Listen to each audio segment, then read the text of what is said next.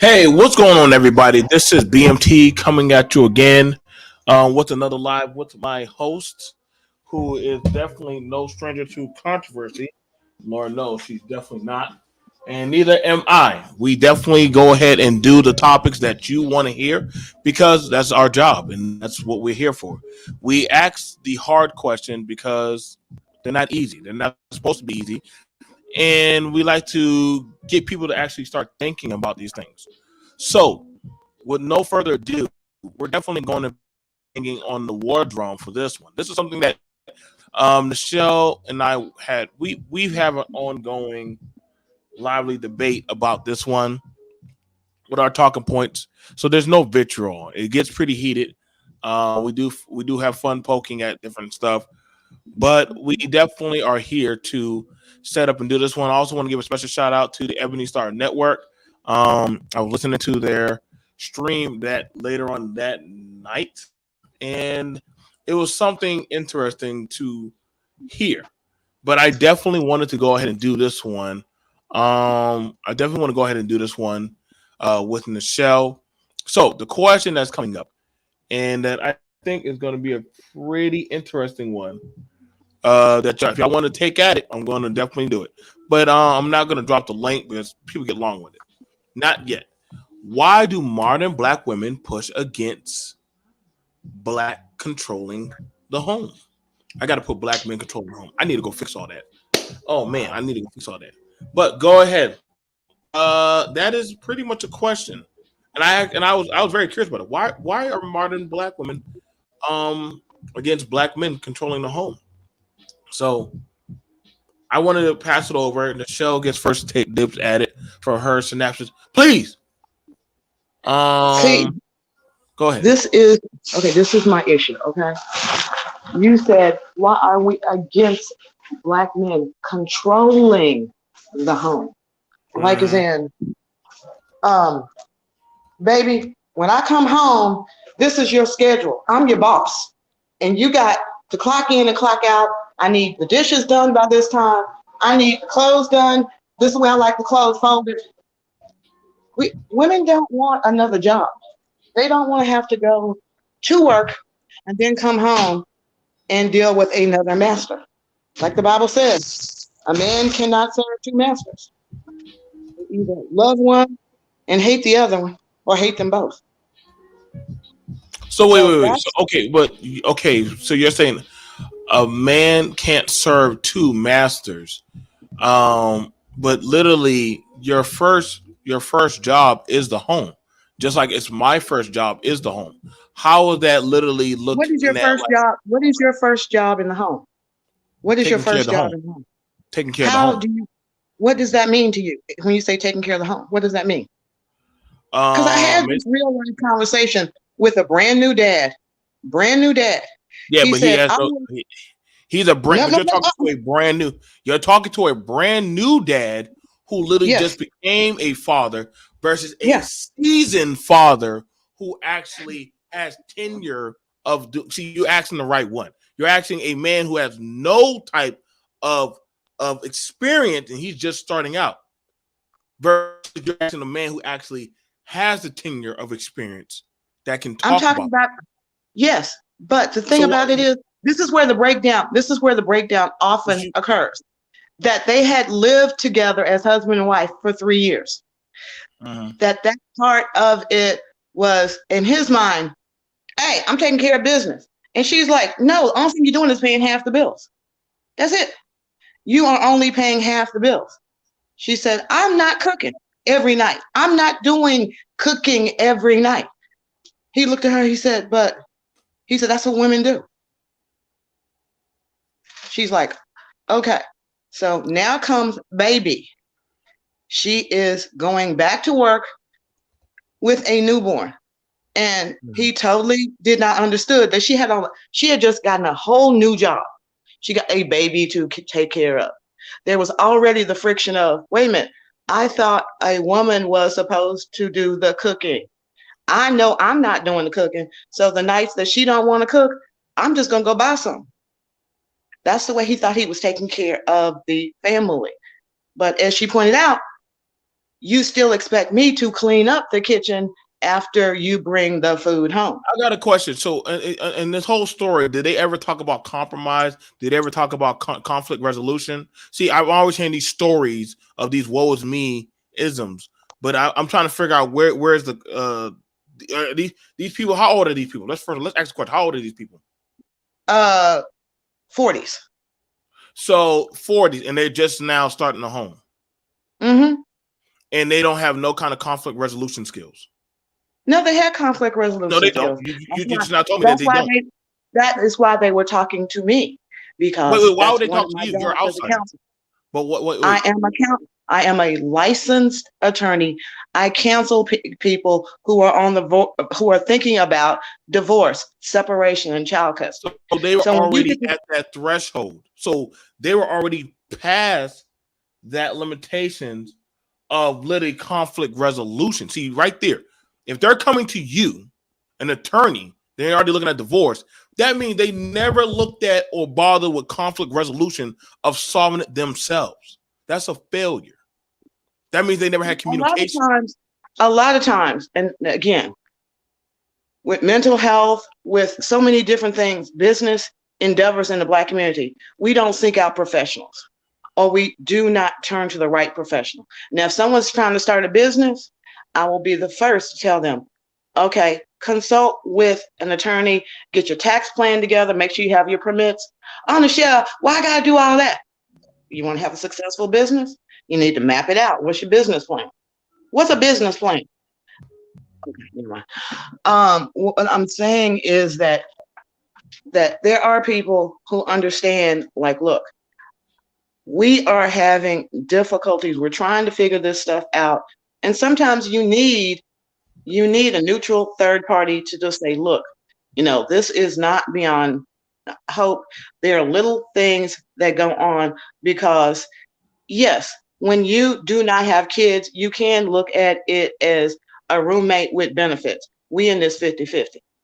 But when you bring in a child, that often changes the dynamic. And there have been older women, who've finally been able to articulate that when their child was born, their husband got up and went to work every morning just like normal, came home just like normal, sat down and ate just like normal, went to bed just like normal. But they suddenly had. Did these women ever to actually sit down and convey their feelings or their woes to their husband or their man? In past generations. No. I asked about that. I didn't ask you past generations. I didn't ask you past generations. I'm saying it for a reason. I'm saying this for a reason. You're over. I said in past generations, women were just expected to grin and bear it. Just do it. Now, as people are becoming more communicative, you have more social media. You have men and women hearing other people openly talk about things that had not been talked about previously. So now you have women and men who are sitting up there going, well, why don't you women want to be submissive? At what stage do you want us to be submissive? That is my question. At what stage should a woman be submissive? First date, second date, third date? At the same time when a woman asks, when are you going to be a provider? I'm like, okay, so you want providing, then I'm looking at that submission button. Like you're asking about provider, I'm looking for So are we submission. talking? So are we talking moving in together, or are we talking getting married? Are we talking just fucking? Depends on the level of protection. What do you want? You want pepper spray? Do you want providing as listening for emotional support? Like there's different levels of providing. What kind of providing do you need? Okay, so there's a direct corollary to the level of submission and the amount of protection. Yep. Yes, there is. So if you the pepper spray kind of protective, well, I'm just saying, like, what do you need? Like you're asking for a provider, right? A woman says, but a woman is looking for resources. She's looking for somewhere that's going to provide her with the accessible resources. If you're going to ask me, a man, that, then I'm going to ask you, well, damn, well, if I got to provide that, if I got to put out that, this is why the women say I don't need. If a woman says I don't need a man, I'm like, oh, okay, I agree. You don't need a man. You can provide for yourself. But then don't come around and say these men don't want to do nothing for a woman. And I hold up. You just said you can provide for yourself.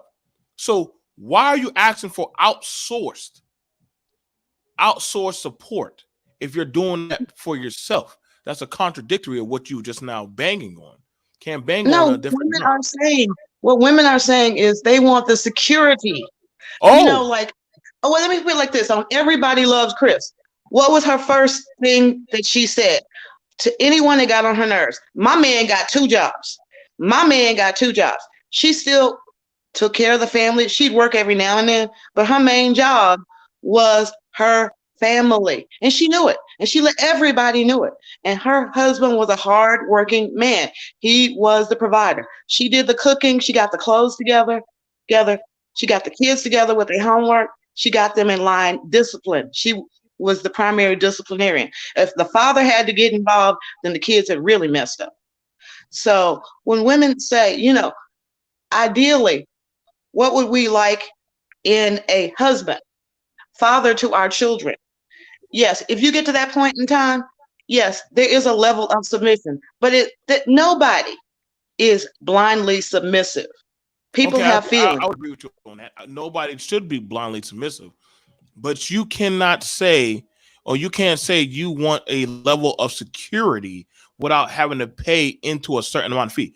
I mean, that's like somebody saying, I want armed guards. And I'm like, well, sign the contract. And these are the rules that we're going to be going by. I'm not, if you can't follow by out to the bodyguard. Literally, the white man told Whitney, listen, we're going to have to start changing up how things are done in this house. You want protection? I can't protect you if you don't follow by these rules. If you're going to do your own thing, guess what? Then why do you need me here? Guess what? When that guy tried to slice her, or when they try to grab her and start ripping off her clothes on that stage, guess what? After a while, she said, yep, I need to start listening to the white guy. I need to start listening to him, because now it makes sense. It now makes a lot of sense. You hit it on the nail. You hit it on, it makes sense. That when men are sitting up there saying, I'm looking for a woman that's submissive. Why aren't you women submissive? Where are you shopping? Are you in the submissive category? Are you in the submissive store? If you're not in the submissive category, how is your approach to a woman? If you're walking up to a woman, yo, shorty, can I hit that? Yo, shorty, can a brother get some of that? But what brothers are going around just saying that? See, now I have to ask the question, where are you going that you're dealing with that type of dialogue? But if that's the case, then, I mean, if you're out there loosey-goosey, then guess what? I'm going to be honking that horn at you too. Like, hey, okay, so she wearing that. Well, she can't help but dress the way she dressed. All right, cool. If you can't help that, but you can help where you go. You can help that type of energy that you entertain. If you like that type of attention, then that's what you're going to get. Most women know if you stop to get gas, there's going to be some joker brokers around that's like, yo, hey, gas station. I'm here at the gas station. No. Maybe nobody's that's their doing that anymore on the shelf. People don't even like talking to people even at the gas station. I know I literally get gas, and literally nobody likes to even have a conversation. They like to get their gas and get the hell on out. The most person you might talk to is the clerk. Nobody likes how, or if you're stuck in the line, nobody's doing this 1960s. Hey, baby, what's going on? You want me to light a cigarette at the gas pump? Like, no, nobody's trying to do that no more, unless you are in a low vibrational area. So I'm trying to figure out if the men are saying, hey, don't go to that gas station, and you still choose there to go get gas. What do you want me to do? What do you want me to do? You're choosing to go to a location that is known to have low vagrants of vandals and all kind of people there. I can't help you with that. What's going on, Charlene? I got to drop the link for you too, sis. Like, yeah, I got you. Because you can't say, or you cannot warrant that literally, if a man, there should be no issue. I'm trying to figure out, why is there a pushback against a man controlling the home?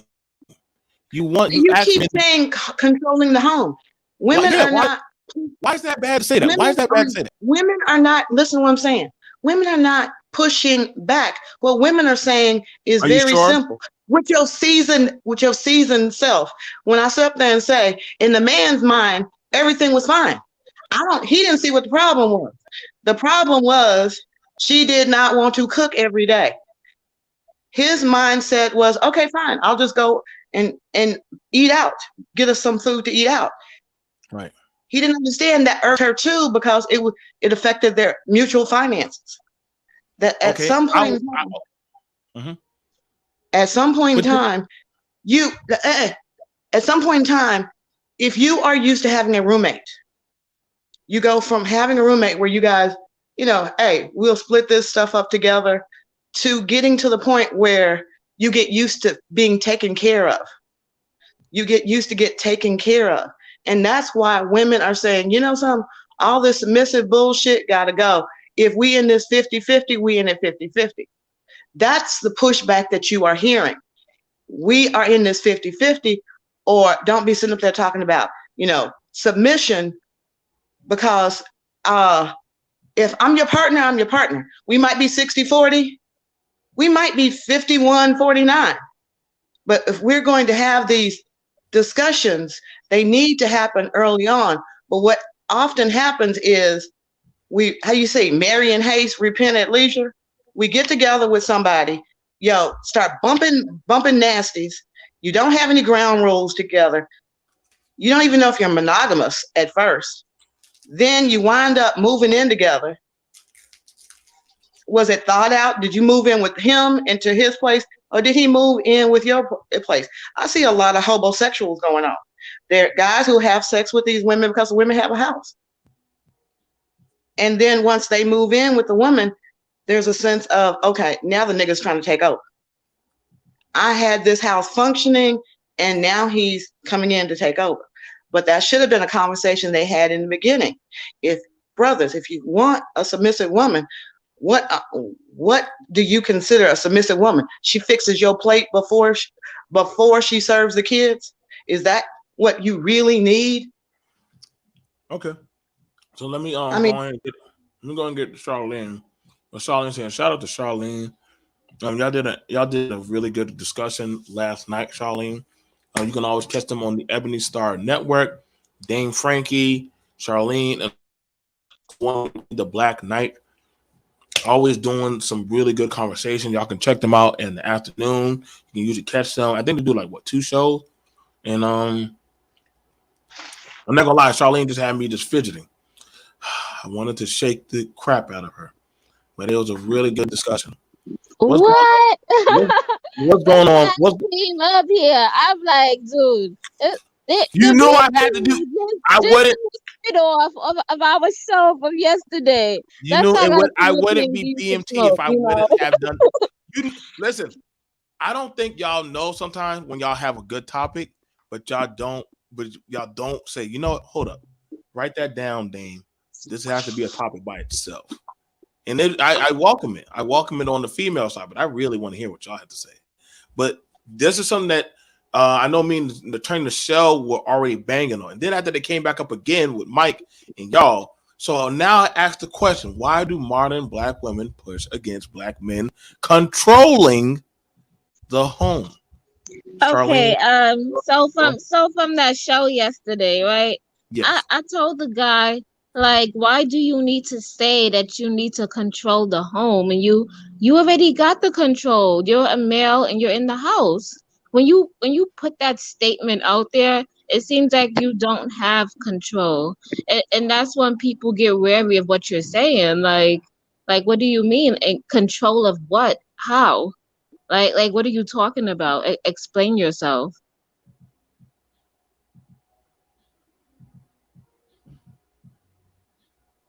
And I think a lot of men do not know what that means. They, maybe because of lack of role models in their own house. All marriage is about compromise. It's about compromise. So when you have a man that says, why won't you just let me be in control? Why won't you just let me have my way? Why don't you do things like I want it done? Then give me a list. When I go into my job and I'm like, I have an employee hand manual. And it's like, okay, this is, if I want to use the copier, this is the code I have to push in. I need to write it down, put it so that we can do a little checklist, so we can have our little weekly or bi-weekly performance review. Don't just be sitting up there saying, I want a woman to submit. That's, people don't want to go into a job that does not have clear performance indicators. And I know it sounds crazy, but I do know a white couple that literally have the whole, this is our agreement. This is how we do things in this household. Tonight is every Tuesday night, that's date night. Every Thursday night, that's kids go to bed night. Have it down so that there's clear cut expectations on both sides. Okay, okay.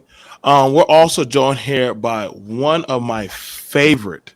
Don't tell anybody, but he's one of my favorite MCs. I'm Salute, watching him man. grow. I enjoy watching y'all grow as time comes, and the brother is doing his damn thing.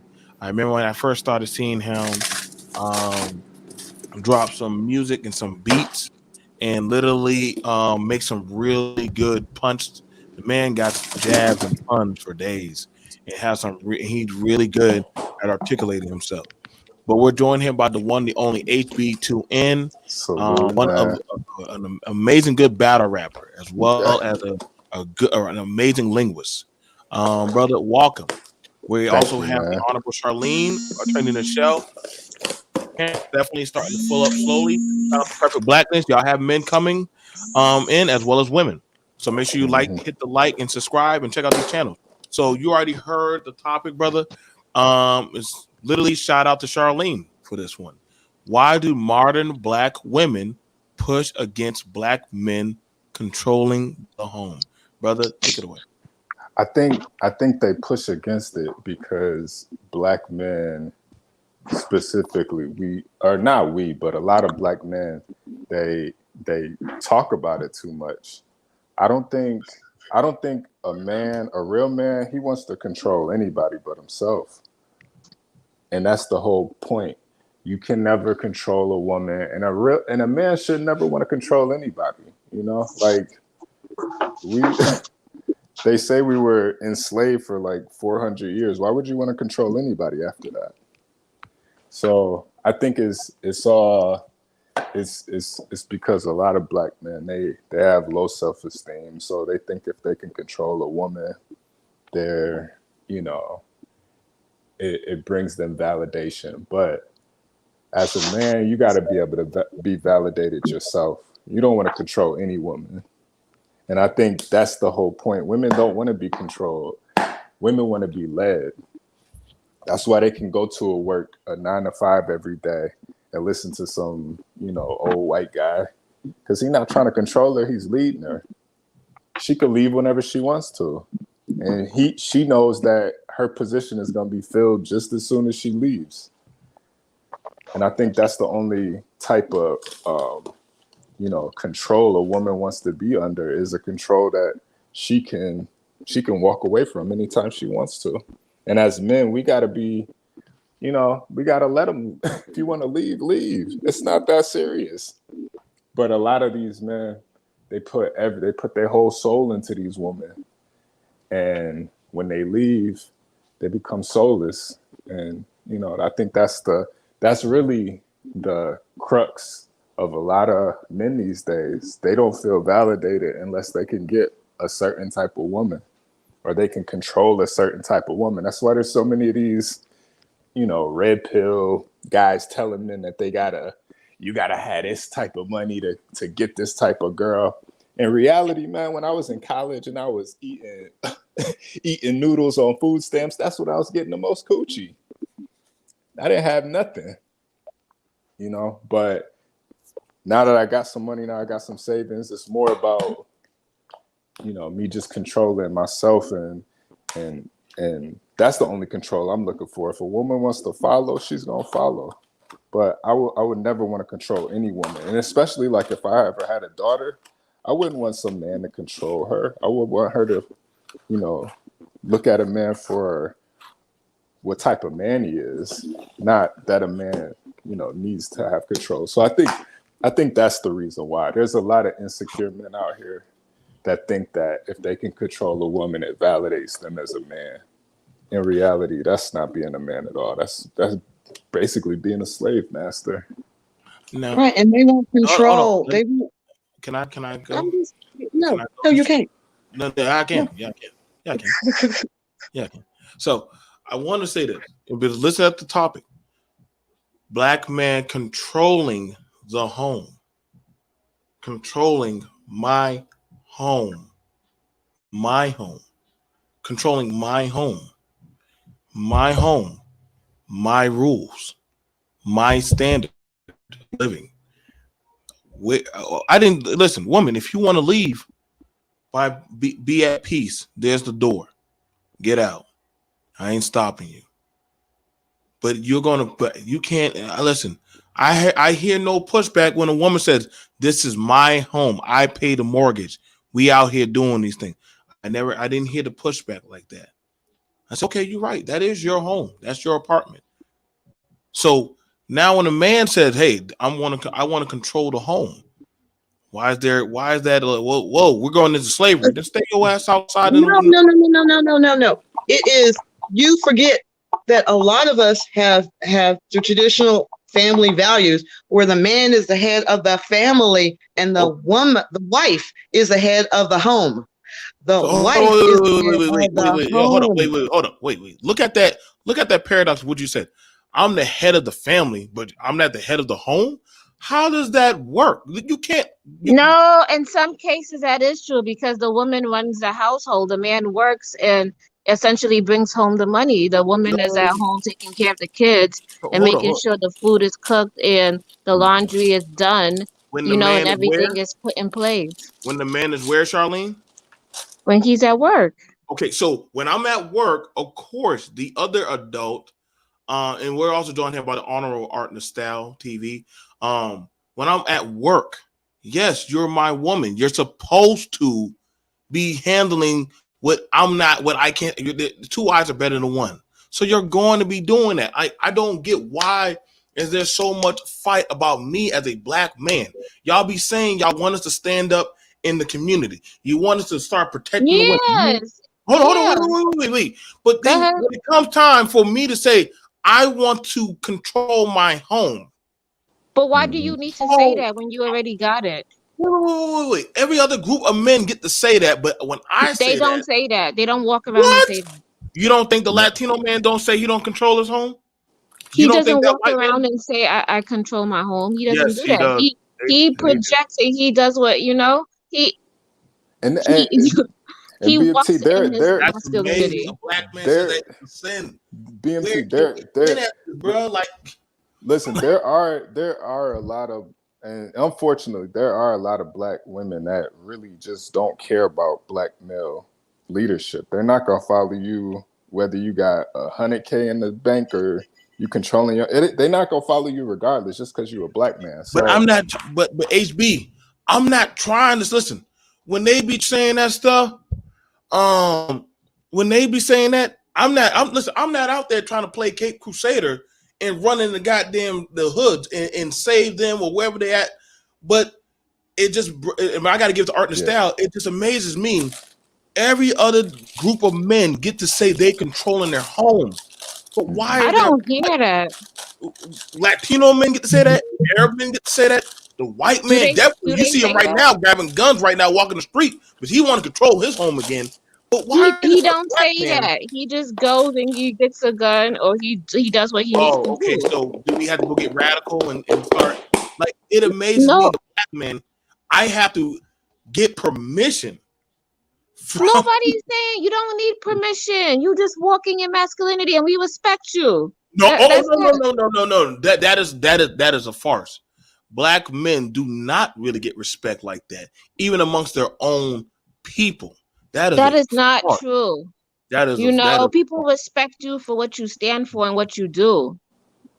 Yeah, I can see both of you guys' point of view, because I do think Okay, there let me are some yeah. women that they don't respect anybody or anything. So, you know what I mean, that is true. But there are a lot of women that do respect, you know, masculinity and men that lead by example. Not, they don't have to say it though. Yeah, you have to lead by example. Like you just Lead. expect Why me y'all to keep saying that like word lead? disrespect the man for just standing there? Like no, How can you know, a but lot see of that? women have been bamboozled out here. But Come on, Charlene, like dude, come on, like okay, but come there's a on. lot of men. There's a lot of men that have been bamboozled also, and that's the thing about it. So I'm y'all keep using the word lead, but if I'm leading, that means I'm controlling the line. You know, like a line leader, he's controlling the flow where the line goes. But now all of a sudden, I can't control the line, but I'm supposed to lead. Like, how does that work? Like, that's like a manager say I'm the manager, but I'm not controlling how the shift and who's on and who's not on. Like, you can't see. That's what I'm saying. Like, just say you just want a stand up pop up doll of a man saying, "Well, that's the leader, but he really ain't shit. He's just a figurehead." Like, we're going to pass it over to Art and Style. What's going on, brother? Shout out to everybody. If you're coming on in, like the video, share the video. We have some good content creators up here, along with me and the Turn the Show. Go ahead, Art and Style. Welcome, brother. Welcome. What's going on, everybody? Peace to you, brother. Yeah, I have my what do you call it? My prep right now, so I don't have anybody interrupting me. But anyhow, I've been talking about this for years. Me and you've been talking about this on different panels of BMT, and I think one of the terms that we haven't used enough is called cultural conditioning. So we don't, you know, this stuff has to be taught. You have to be prepared. And I know some people say, well, it's nature, but look at the environment that we live in. You know, because I think even the boy, most cases, the boy and the girl are raised under Big Mama. You know, so the other word we don't use enough is trust. You know, so we do have trust issues, mostly from, you know, I think from the ladies' side because of the things that they've seen in the past. But the guys have trust issues as well, you know, based on the things that happen as well. So when I get it, I think somebody was saying about, you know, the woman runs the house and the man does whatever. I think most of the time we have these discussions where we separate spirit from physical, right? So the whole thing is that when you have, you know, the whole thing is the man has physical responsibility over his whole family, because that's all. He doesn't have spirit. She has the spirit. He has the physical stuff. She has, you know, has to make sure they stay safe, stay fed, whatever it is, stay provided for. But, you know, the woman knows what, you know, if he's lying, if he needs some help, if something going on. She sees those things through her intuition. The key thing is that him being the provider, she doesn't have any of that stuff obstructed. You know, so when you have those things established, then yeah, you're going to start looking at this whole head of the household thing and cooperation. But for some reason that, you know, the reason why we don't have that is because we're too busy trying to survive in this society where, you know, they're trying to reinvent what black is, what the black structure is, while everybody, like you mentioned, other cultures, right? Other cultures, I just did an interview with one of my Indian students, and yeah, they have their issues, but at the same time, like the sister was saying, um, when you have a culture intact, you don't have to say what your position are, what your position is, because you've already been taught that. So this is where we come in to where we're always trying to reinvent what the black family structure is. Now, Yeah. last thing I'm gonna say is that when we try to reinvent it, we keep trying to use things that don't work and try to force it into our reality and still have all these dynamics, whether it's like, high dropout rates, low IQs, mass incarceration, bad health, abuse. We have all these things, but we still constantly trying to push the ideal that it's 50-50. We're gonna do it new, or our grandparents got it wrong. But look at where we're at today. That's all I have to say. Let me read this question. Shout out to Topaz Presents a Neo-Nubian Nuances. Very good therapist. And we have some pretty good therapists in the chat, from D to Rel to Topaz. I don't think we never had this many people. Y'all, we got to start circulating our professionals and our people to go to other panels to have good conversations. I encourage it. That's why I do what I do. Shout out to Attorney Michelle for us having this discussion, as well as Charlene for sparking it. I have a question. Topaz asks, if the man is in charge, would it be fair to say you don't get to ask a woman why she followed a direction he gave? I know that is what makes me question men at times. She said she follows up, if I have to answer for the results, then I'm not going to follow unless he can convince me of the results. I can agree to that. If I, as a man, and I'm going to start it off, if I, as a man, am in charge, if I'm controlling my home, I have to be accountable for every decision made. For every penny or different thing done, I have to fall on that sword. I have to fall on that sword.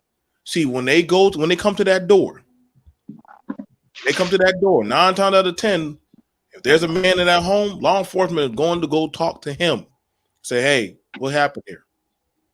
Now I got to go answer questions.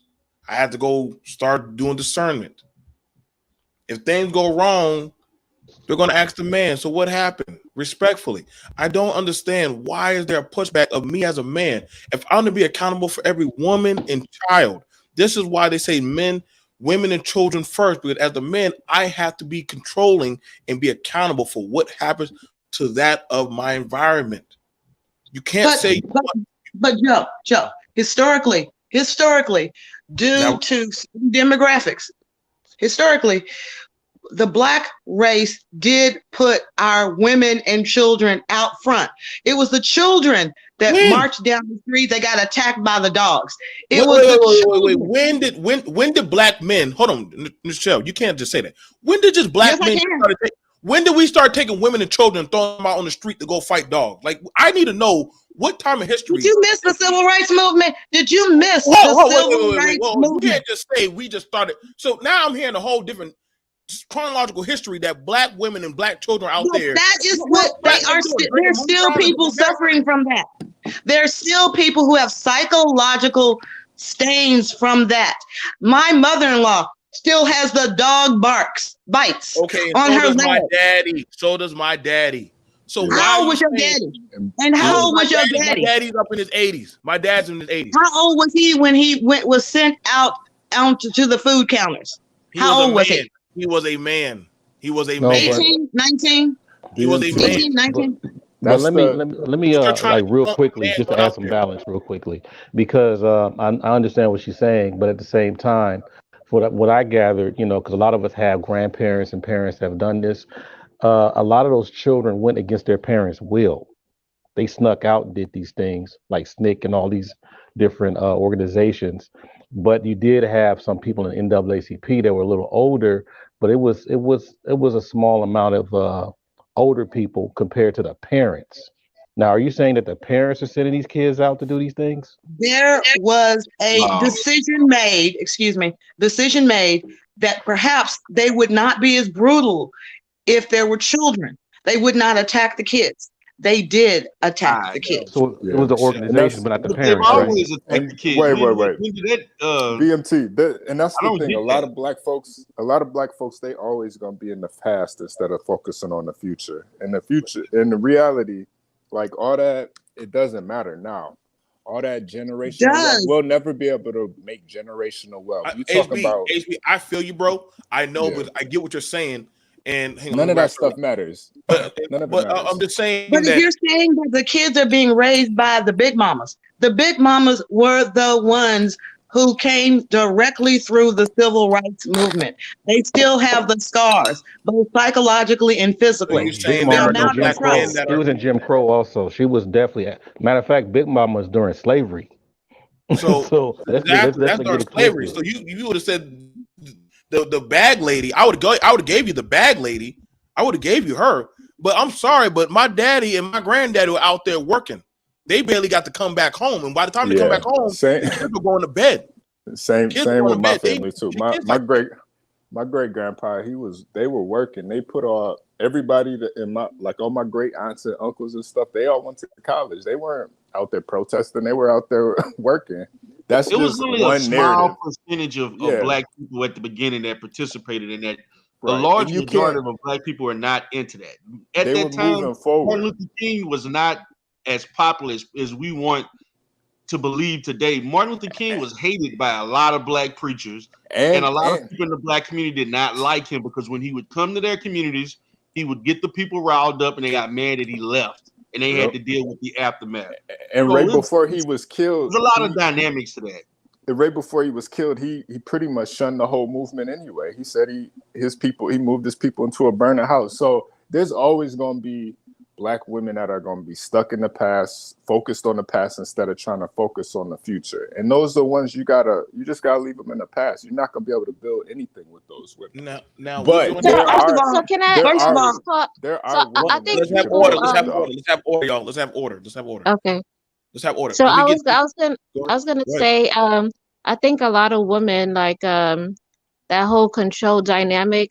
I think a lot of women does like they do want the man to be in control. Nobody is saying we don't, but I would say the man has to just walk in his masculinity. I don't see why he needs to like I agree. outright and say it. But yeah, a lot of women are willing to submit to a man. You know, but he has to walk in his masculinity. He has to be it all boils down to trust. Like what Art said, Yeah. it boils down to trust because you're handing your life over to another person. No, And you know, and a that's lot of women have been burnt in the past. So you think, that's very hard to give up. okay. And just to add on real quickly what sister said, because every now and then, because I'm a husband, but I'm my second wife, and I have to keep reminding myself I am responsible for another human being. I mean, think about that. I'm responsible for her doctor visits, her dental visits, what she puts in her body, how everything how her safety is, her peace of mind. If she wants to be able to do some activities. I mean, I'm responsible for that, and it's not really a control.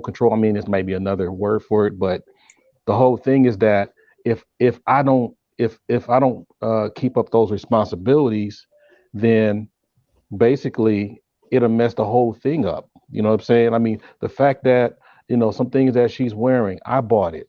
You know what I'm saying? The fact that the things that she's using, I took care of that. So therefore, yeah, that trust came in. And the thing is, every time, matter of fact, she calls right now, I'm out of here. I got time to find out what's going on if she needs something. Right. The whole thing, that whole thing is that it's not just about just telling somebody what to do and control. It's about you providing and doing your part as the man, because that's your job. And the fact that you seeing, her shining and smiling and enjoying what you have done, that's when that's why I'm here that's my purpose on this earth. As a That's why husband. she's your wife. That's why she is your wife, because you found the one. I mean, maybe it's your second time around, but you found the one person that you wanted to nurture and care for more than you want to control. So what I Well, keep that's all asking, no, included. But go right. ahead, I'm sorry. But how did you know? At what point in time did you know that this was the one? This Because I was had to. I can answer that because I had to study myself and master myself. I Bingo, had to bingo, understand bingo. the different archetypes of the female nature. I had three of them. I break them down to three: pure feminine, feminine warrior, and mother energy. Right. So right. one, I don't like to be babied. That's not me. And two, I can't stand the whole prissy and oh, I don't want to get dirty and I'm not into that. Right. So I had no choice but to deal with the feminine warrior. It's not meaning that it doesn't mean that she's fighting. It just means a woman with a lot of energy. So, so the fact that my wife was able to be like the multitasker, clean, whatever, and then work and all that kind of stuff, she's always on the go. I'm like, hey, I can work with that. So when I started understanding that, because my mom was like that. So when I started understanding that, that's when I started knowing, okay, that's where I can make the pieces of the puzzles fit. And then ever since then, I'm good. Yeah. Let me get it over to D Darrell. D Darrell joined the panel. We have the Honorable D Darrell, Life Solutions. He's a man of his craft. I can't give him no more credit than that. And I'm very blessed to have professionals from all different posts of life all on this panel. D Darrell, go ahead and take it over. Take it over, bro. What's going on, brother? Glad to be up, man. Very interesting conversation. I like to say that when we're talking about leadership and following leadership, I think it's important for men to understand that this is earned, and you gotta have a track record, some level of a track record, results, observable, tangible things that can be seen and understood before you expect all of these things. And it's just not going to be given to you for earning nothing or accomplishing nothing. And unfortunately, in these spaces, there's a lot of people who are wanting blind, blind submission, and they haven't done anything to earn that. What, like what your resume doesn't reflect anything conducive of you telling a female, I need submission. Like seriously, like you have to do things. And my thing is, I think female on here said something about I think Charlene, I think, stated that you should just walk in your masculinity or be yourself and so forth, and that itself should stand alone. I mean, intelligent women know men of value. And when you're in a point as a man where you're asking for submissiveness or you're asking for this or that, you come in, that in itself, you're gonna be losing once you get into that realm. Exactly. Because I've been married for 17 years. I've never had to say that. I've never observed my husband, my dad having to say that, my grandfather. I come from, on both sides of my family, most of the people are married. All of my family members, my uncles and aunts on my dad's side, were all married. I never heard any of my uncles saying something about I demand submissiveness. I've never the men in my just in my environment and so forth. Nobody speaks like this because they already was doing what they were supposed to be doing as husbands. If you're already doing those things, you don't have to ask for anything. It's naturally given to you. So what's missing is and what I don't hear enough of as I talk about black male accountability. Why are we not talking about what measuring stick you have to be at in order to demand that or want that? Because that's what's not talked about. And I don't and usually when we're talking about the measuring stick, you got people quote unquote lying about earning $250,000 in tech, and they don't show anything, and they don't even represent or say anything relative to that. But I'm in tech, or I'm in real estate, and things like that. So that's the perspective that I want to give. And every relationship is different. Marriages are different. we have to look at what are community level standards or societal standards. Then you have to look at what works between you and the person you're with. And sometimes the relationship you want may not be reflective of what the society think is right or wrong. You have to decide what's good for you between you and that person as far as what you all want yourself, not necessarily what society tells you you should want. And I think that if as a community, if we can open up the lines of communication and be honest with ourselves about what we want from one another, be open about it, and look at that as opposed to a one size fits all scenario. I think though we got to be honest about the community. There is no black community. That's something that used to be, and a lot of us like to pretend like there's still a black community. It is still a black community. There's not a black community. Yes, Whatever that. I can show you a black community in DeSoto, Texas. Yeah, that's I mean, thriving. I can show you black communities in New Orleans that are thriving. I can show you black communities in Baton Rouge, Louisiana that are thriving. I can show you tons. Now, if you want to speak, we have to quit using absolute language. Well, let's break it down a little bit. I'm talking about the majority. The majority. What do we have? We just have just a group of people. Let's bring it back, guys. Let me jump in here just a quick second. We got to remember that us as black people in America have a very unique circumstance compared to other cultures. The other part is, the other thing is you got to start looking at the whole layers of what makes a community a community. Sometimes just right now, like this space right here that we're in, that's considered a community, right? There's other ways to look at it being a community other than just having a neighborhood, because you guys talking about neighborhoods. But I think the fact that when you're dealing with community, you're dealing with culture, you're dealing with style, all kinds of different things that makes a community. The problem that we keep running into, we use the negative things to label what a black community is. Right. And it's usually from what other people see, and then we just repeat what they say. But hell, man, we got style, culture, music. We got people that are in high positions, all kinds of different things. We have doctors, lawyers on this panel. That's all black community. That's all black culture. So when we start HBCUs, that's all inclusive. So yeah, we got some bad stuff in there, but we do have some good stuff too. So the key thing is that we got to give more credence and more attention to the good stuff, so that I know it sounds kind of like blue pillish or whatever, but for the most part, it's not a blue pill. But for the most part, is that you have to give more attention to the things that make your community strive and do well. The thing about it, and again, man, like the reason why, and I hear for different sides, because when we're hearing about there's no community, and then you're saying, well, I want a family. I hear a lot of men say they want a family. I hear a lot of women say they want a family. And when you're like, well, you want proper representation, you want providers, you want people who go out and actually are thriving, not struggling. And when you're asking for these things, it's two sides to the sword. What you thought you understood, we're not the Huxtables. We're not the Winslows. You're HB, Charlene, D. Darrell, Michelle, Art.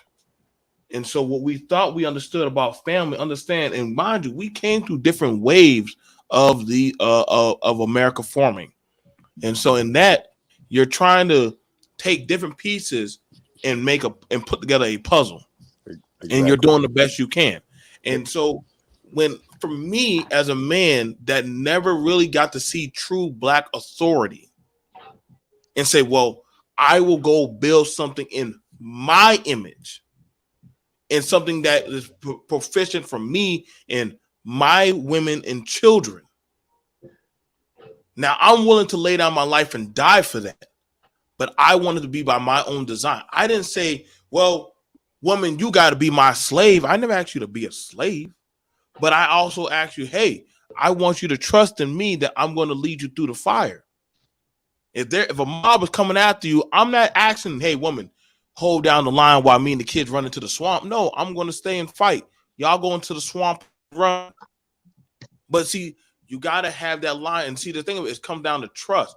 And I got sad to say, black men and black women, I'm not going to say we all don't think like that, but you got to use discernment in who you can and can't trust. When you find that right man, and I agree with Charlene when you said, oh, hey, men, walk in your masculinity. But I'm not telling the man, wait, just because she looks cute, that you should dumb down your masculinity so that way you can have that woman. No, find somebody that meets your requirement, just like she wants requirements. You want to look nice, baby? I got you. I go here's $50. Go get your hair and your feet done.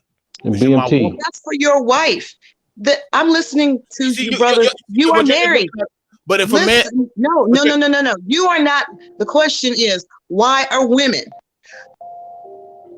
pushing back against the idea of a controlling man?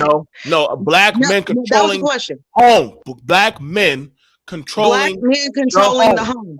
But listen, you are a husband. The other two gentlemen on the panel are husbands. When I said, if you are looking for a submissive wife, go shop in the submissive wife category. If you're looking for a submissive hoe, go shop in the submissive hoe, because you just fucking buddies. You're not trying to be anything more than that. I listened to a brother say he had to get to know himself, and he knew what he was shopping for. He knew what he was shopping for. He wanted a feminine warrior. He knew he did not want someone that was going to baby him. He didn't want someone that was just afraid of getting dirty. He knew what he was shopping for. So when we get into these conversations, why do you black women not want to be controlled? I'm not in that department store. I don't want a man who is looking for submissive woman. I'm looking for a man that has a different type of label. He's looking for a warrior princess. He's looking for, these are the things I have to offer. If you are not looking for those things, then there's no way I am going to allow you to lead me. I damn sure I'm not going to be submissive, because what we have is the younger generation. They seem to want to push the cart before the horse.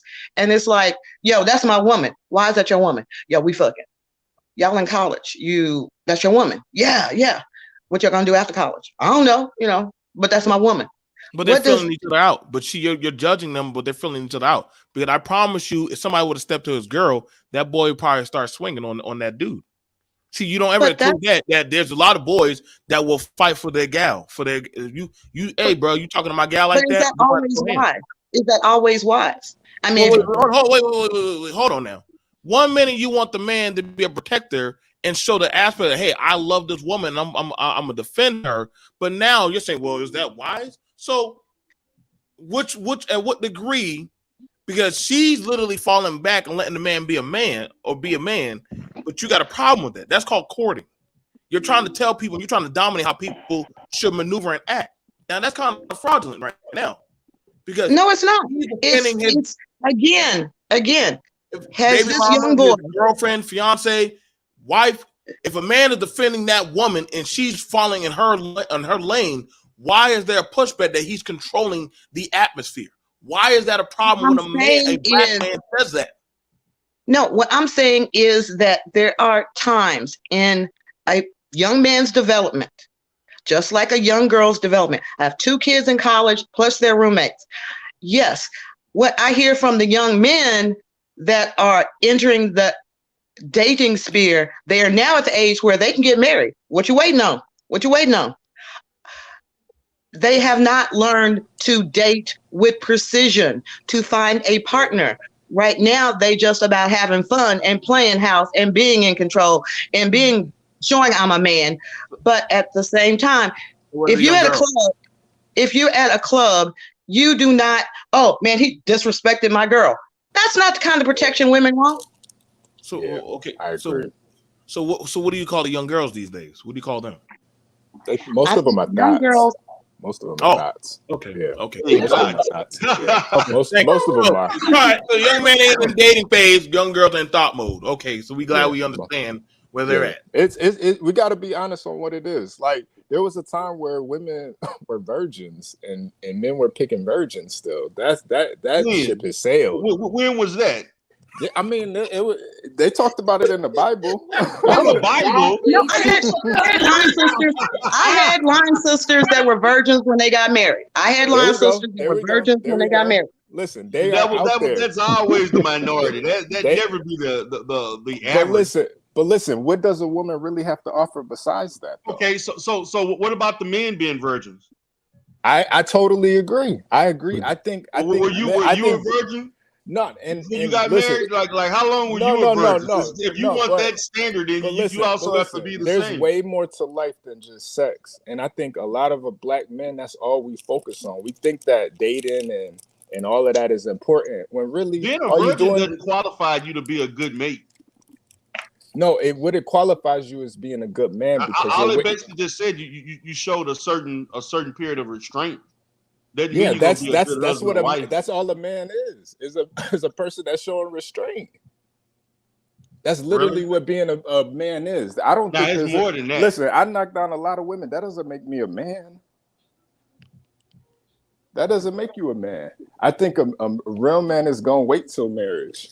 And this is why things are set up. So that's why are you willing to wait till marriage? Man, at this point, yeah, I'm literally willing to wait for marriage because I understand what's really out there. Most of these women are demonic. Most of these guys, they're sex addicts. Everything they do is to get sex. Literally every single move a man makes is to get sex from a woman. And I don't think that's a man. I think you're just a sex addict at that point. You led by your own emotions and feelings. So you're not any better. You're not any better than a listen, you can move the goalposts, but you can't tell me that I'm not wrong. No man should be led by his emotions all the time. How old are you? What does that matter? Yeah, it does matter. Your maturity level and your experience based on age does matter. I don't think it matters in this conversation. Oh, okay. Respectfully. Because what you're saying is something I know you probably in our instance is not following. But okay. Listen, I'm on a year. It's very hard for me to believe that you're willing to wait until you get married to have sex. I have a difficult time believing that. I don't think you ever practiced that in your life. I've been practicing it for a year. Okay, I can speak on this a little bit. You've been practicing that for one whole year. So you've been abstinent for one whole year. Yeah. I mean, it might not be anything to you, but it's something for me. And I think that we have to teach these young men that sex isn't everything. Build yourself up as a man first, and then look for a woman. I can speak on this. Is not everything, man. I can speak on this a little bit. Because I pretty much had a long time in the Nation of Islam, and I did the courting process, and we did everything right. We had chaperones, we had all kinds of different things in place to make sure that no touchy, all that kind of stuff, but get to know the person. So there are institutions that do still practice this. We got Sister Asada Muhammad in the chat. She had the same experience. So, and then you got other churches, and I mean, some people still practice that. I think is that we can't just assume, because I think I can't name another YouTuber when he heard my story on that, he felt that stuff don't exist. You know what I'm saying? This stuff That's because those guys that's all they think about is sex. That's literally all they think about. I've never been part of the Nation of Islam, but I have dealt with a lot of people in the Nation of Islam. And what I do know and Art, you can correct me if I'm wrong. Sure. But I know the particular mosque in several states, particularly the mosque in Houston, they have a high divorce rate among Muslims. That I don't know. Okay, but sure, I want to state. I'm going to state a few things, and what I've seen within the Nation of Islam is that you are right as far as the courting process and chaperone. I did hear of that. I also heard particularly in situations where if a man and woman decided to date, and so forth, go through the courting process. Many of them, and I've even heard those who are happily married now, they would get married within about 3 to 5 months. Well, it depends on They got the married agreement. because they wanted to adhere to the tenets in which you can't have sex before marriage, but they would court for about 3 to 5 months, and then they would marry because they felt like that was a time frame that they could wait before really wanting to have sex. Okay, so what I can say is that it depends on their agreement on their union, because that's between them and their brother captain and sister captain and minister, and that kind of thing. Also, you got people that are born in the nation and the people that are converts. I was a convert and my ex was Right. born in it. But so you have those dynamics. I can't speak for what's going on in Houston, but over here, if you're really active in the nation and if you're really active in the mosque and you're doing things like you're supposed to, then the divorce rates is not going to be an issue. I think some of the problems are that some people get in these organizations for the wrong reasons. They like the shiny fruit, but they don't want to go ahead and do all the dirty work, meaning like planting the seed and watering and doing the treatment. So you have those dynamics where that may be a factor if that is the case of people getting these divorces. Some people get in the nation because they like how handsome some of us brothers are in the nation, with the smooth skin and fasting and working out. So you have all those kind of things happening. So You could have, not to interrupt you, but you could have the dynamic, like you said, you were converted into it. There could be in certain areas like Houston, where the mosque is still relatively new, the community is growing. You could have people who come into it for the wrong reason. right. And then leave, or people who are in it for real, and then their spouse, male or female, decides to stay from that. Because I don't know if y'all heard of Reverend Fozart in North Carolina. I was at his church service one Sunday, and he said, "Everyone that's married, stand up." Now, what I want you to do, if you look to your left and you look to your right and you don't see your spouse on either side, I need you to divorce that spouse. If you can't get them to start coming to church with you, either you stop coming here or you get a divorce. Because I will not have people in my church that are with spouses they're not equally yoked with. So he actually encouraged you to divorce your spouse if you could not get them to come to church with you. That's not good. He's out of line on that. Yeah, I don't agree with that. I don't agree with that one bit. I don't agree with that. Yeah, because now you're trying to dictate how other people. Again, that's why I say it's not a one size fits all thing. You can't dictate to other people based on religion. I mean, yes, it would be great to have couples go to church together, but I mean, I think that's between the husband and wife, right? As far as how they can participate in that. I don't know. I get what he's trying to do. Yeah, I get the logic behind it. I think he's trying to get more donations. He's trying to get more donations. That's what he's trying to do. I'm gonna say like this, like I was in that of my granddaddy was a avid sinner, but my grandma took all her kids to church. Did she leave my granddaddy? No. Same thing for my dad and my mom. Sometimes they go to church together. Sometimes they didn't. Sometimes he just didn't go. But the brothers say, "Hey, we're paying for you, brother. When you want to come, you can come on through." He became a deacon. Now me, I'm on a different path. Hey, I go there whenever the kids have their little function, they singing, they having a good time. Other than that, no, I have my own walk, but I don't ever stop that. Now, does that mean I am telling them, "Oh no, y'all do not go to church"? No, if that's their walk, that's their walk. I'm not having my little daughter like sitting down with me reading Bible stories. I don't say, "Why are y'all bringing that Bible in my house?" No, I'm not stopping their journey of their faith. So I don't like, see, that's the one thing I'm very cautious about the church. I don't like when another man or woman starts putting their input on another couple's relationship. You're not them. Yeah. You don't know the elastic weight that them two can hold up on what they're dealing with. And that's a big problem that we're seeing. I don't trust no minister that wants to pray with your wife without the man present. Hell, don't even touch the woman. Let the man touch the woman. You put your hand on that man. Hell, I will tell y'all men, don't even let that man put his hand on you. Y'all women don't need to be telling the church any of y'all business. Just to touch on what the sister's saying, is that we often hear the term equally yoked, right? Go ahead. And the thing was, I thought because I'm understanding where she's coming from, because in my opinion, I think that was the fall of my first marriage, because I was thinking, we were thinking that equally yoked meaning like same religion and all this kind of stuff, but that's where I go right back to how I started before, meaning that your purpose and her purpose has to align, you know, and the thing is that if it doesn't align, then basically you might be going one way and she's going the other, as far as your spirituality and those kind of things.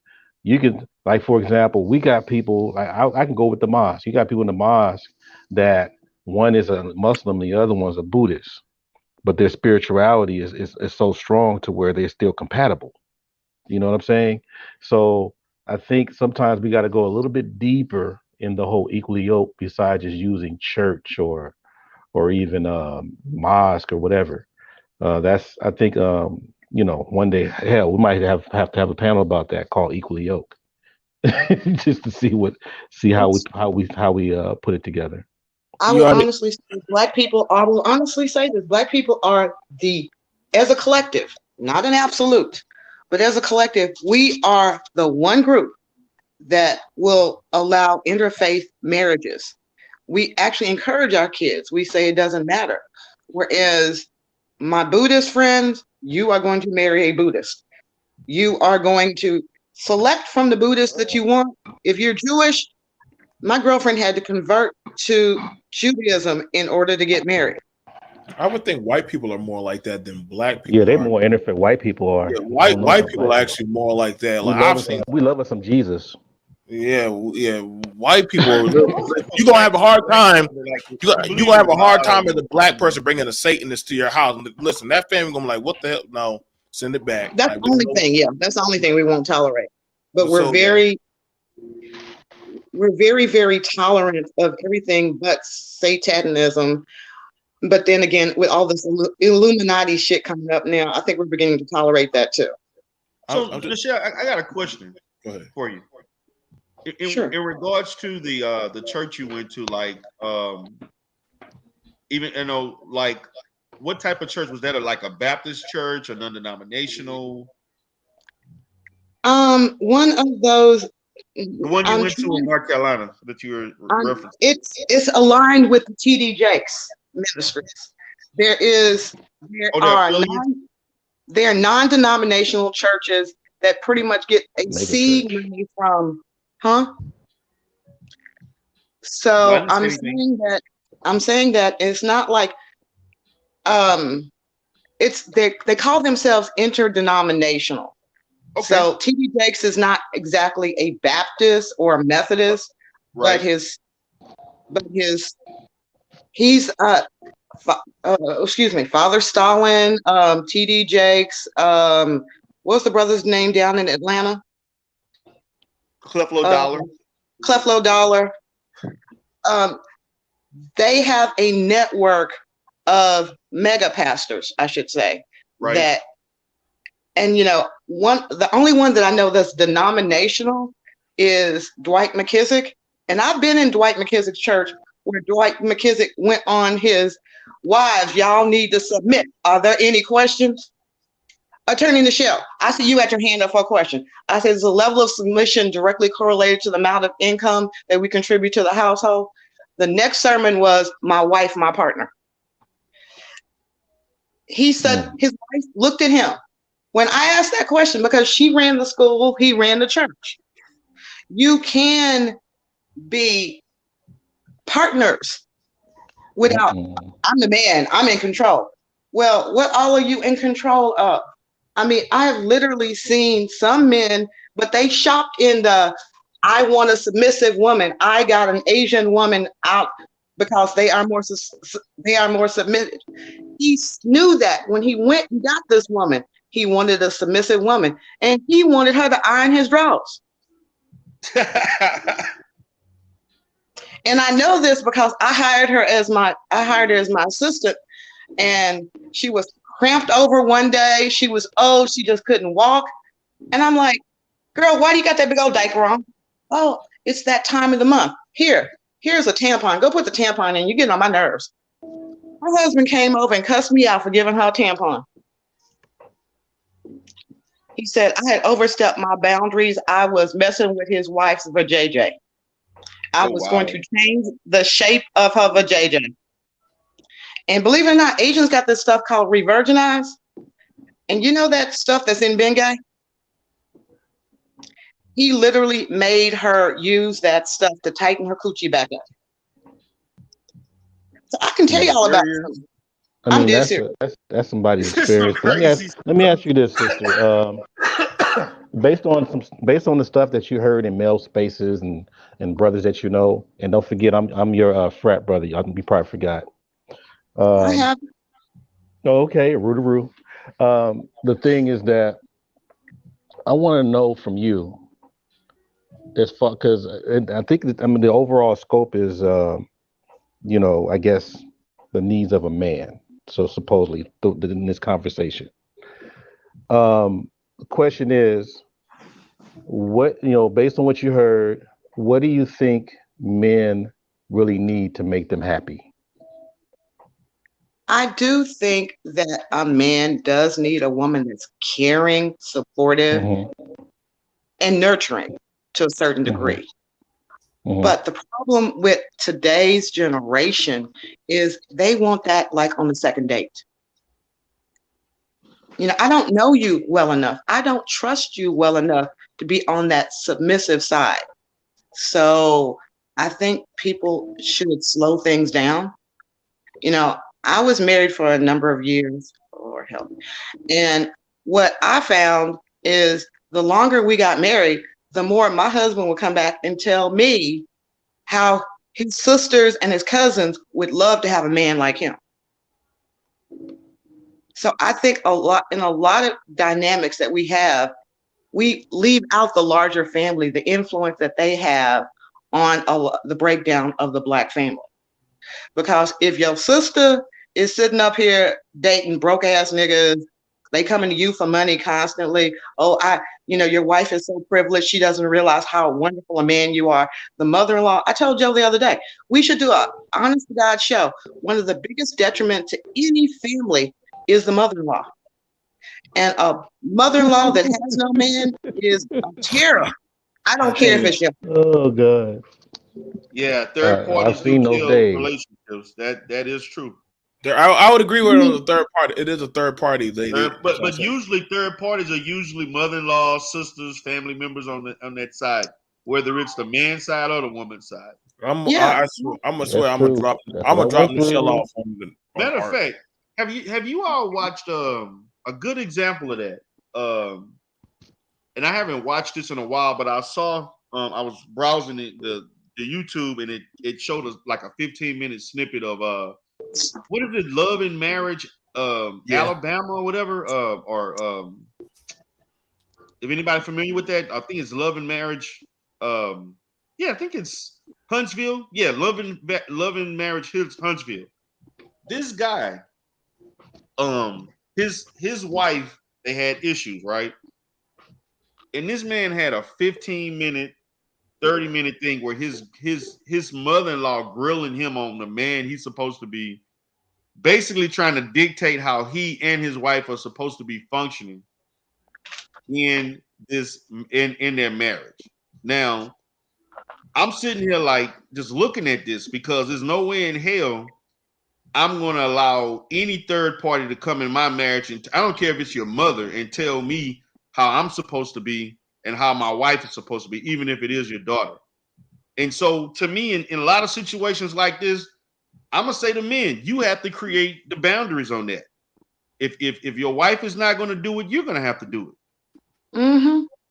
And not allow other people to try to dictate to you what you should be doing. If you want to tell someone or whatever, decide how a relationship is supposed to go, you need to get your own relationship. And she is single. His mother-in-law don't have a man for years.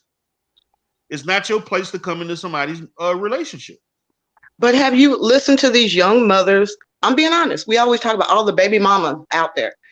the single mamas that raise these sons, they are the worst when it comes to, my son ain't gonna never get married. I ain't no hoe gonna use him for his money. I'm T Jones. I gotta come first.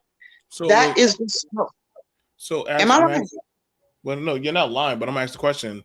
Then why is that woman stopping that man from properly controlling his home? Why is That's that his woman? mom. That is his mom. Well, hold on. See, but this is where it goes right back to my topic about letting a black man control his home properly. He's supposed to follow in that sort of responsibility and accountability. So listen, I'm that's not. why a lot of men cannot control their home, is because their own mothers are inhibiting them from getting married So a because woman. of jealousy. So it'd be a woman. It would be Really? his mother, his sister, his aunt. I have heard one So those are women. mother. No, I heard one mother tell the wife, "I was before you, I will be after you." So that's a woman. See, even though she said that, it's he was supposed to correct that. You're right. He did. You have He to did. correct. I give him credit. He did, and his mother, his aunts, the rest of the women in his family jumped on him, and he didn't talk to them for like 3 years. Hey, But that was what he was willing to do. I'm sorry. Unfortunately, I hate that has to happen, but unfortunately, it has to happen. You can't let other people come between your marriage and so forth because you feel that you are entitled to something because you raised a child. You were supposed to raise them. That's your child, you know. Right, but we have to also. I'm just saying it like this. If you look at the number of 20, 30, 40-year-old men who are running around single, demanding submission, look back and you will see that they have a mother that is sitting up there controlling them.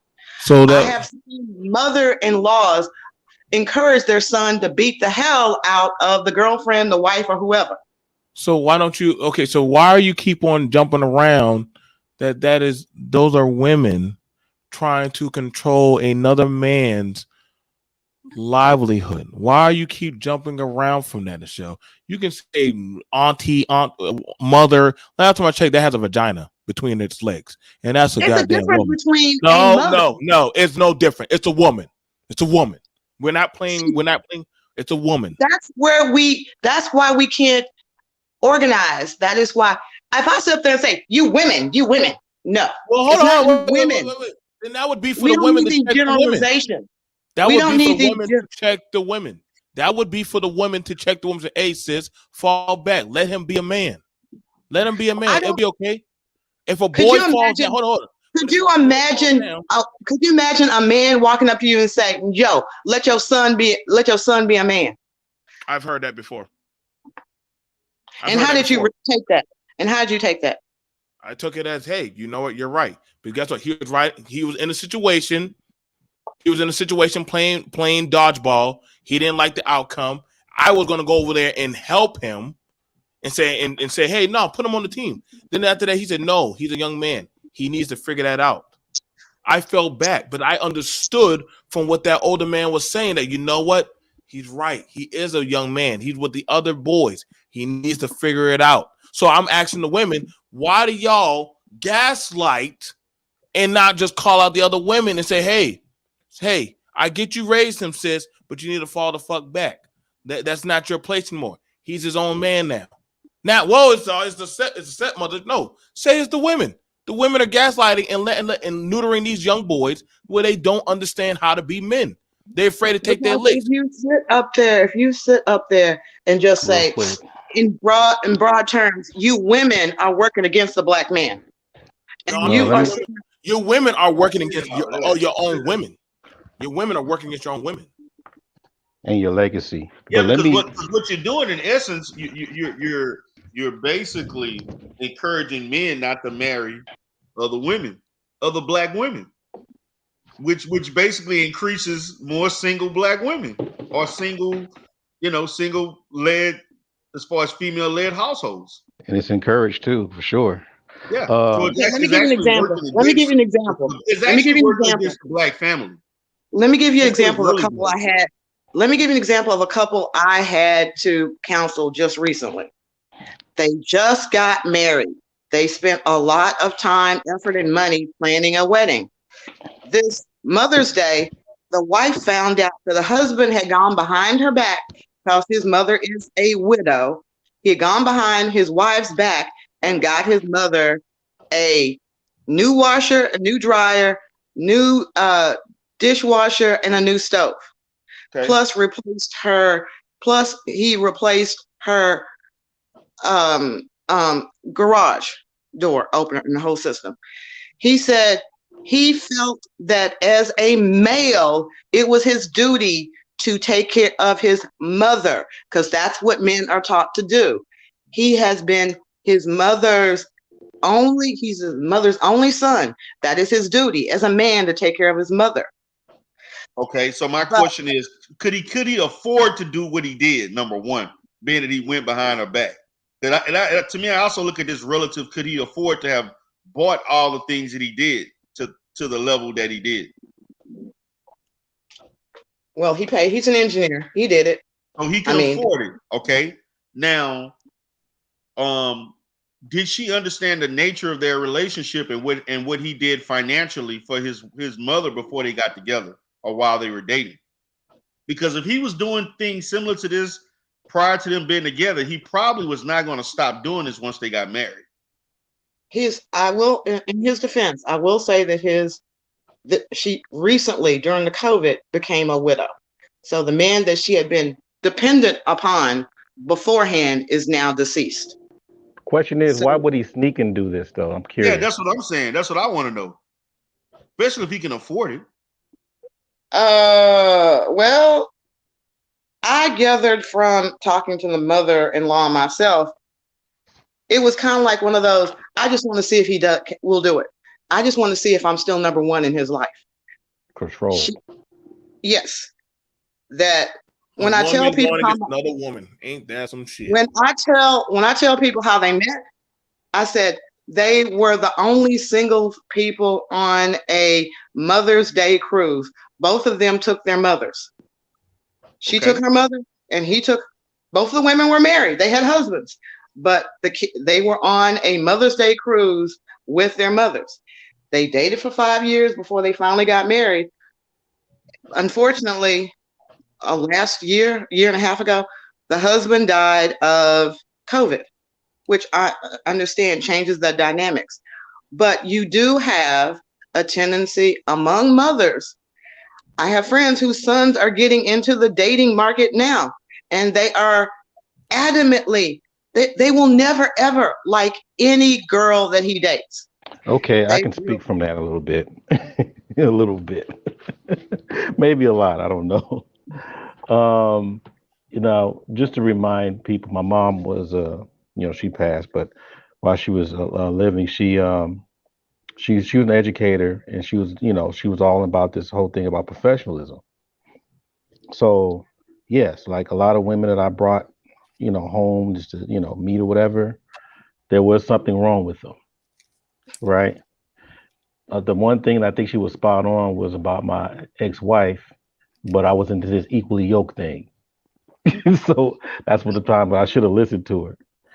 And the thing was is that I think for the most part, for those mothers that do love their sons, like truly love their sons, um, you got to remember, there's certain things that moms know what the sons need, especially when it comes to their inner beings and spiritual safety.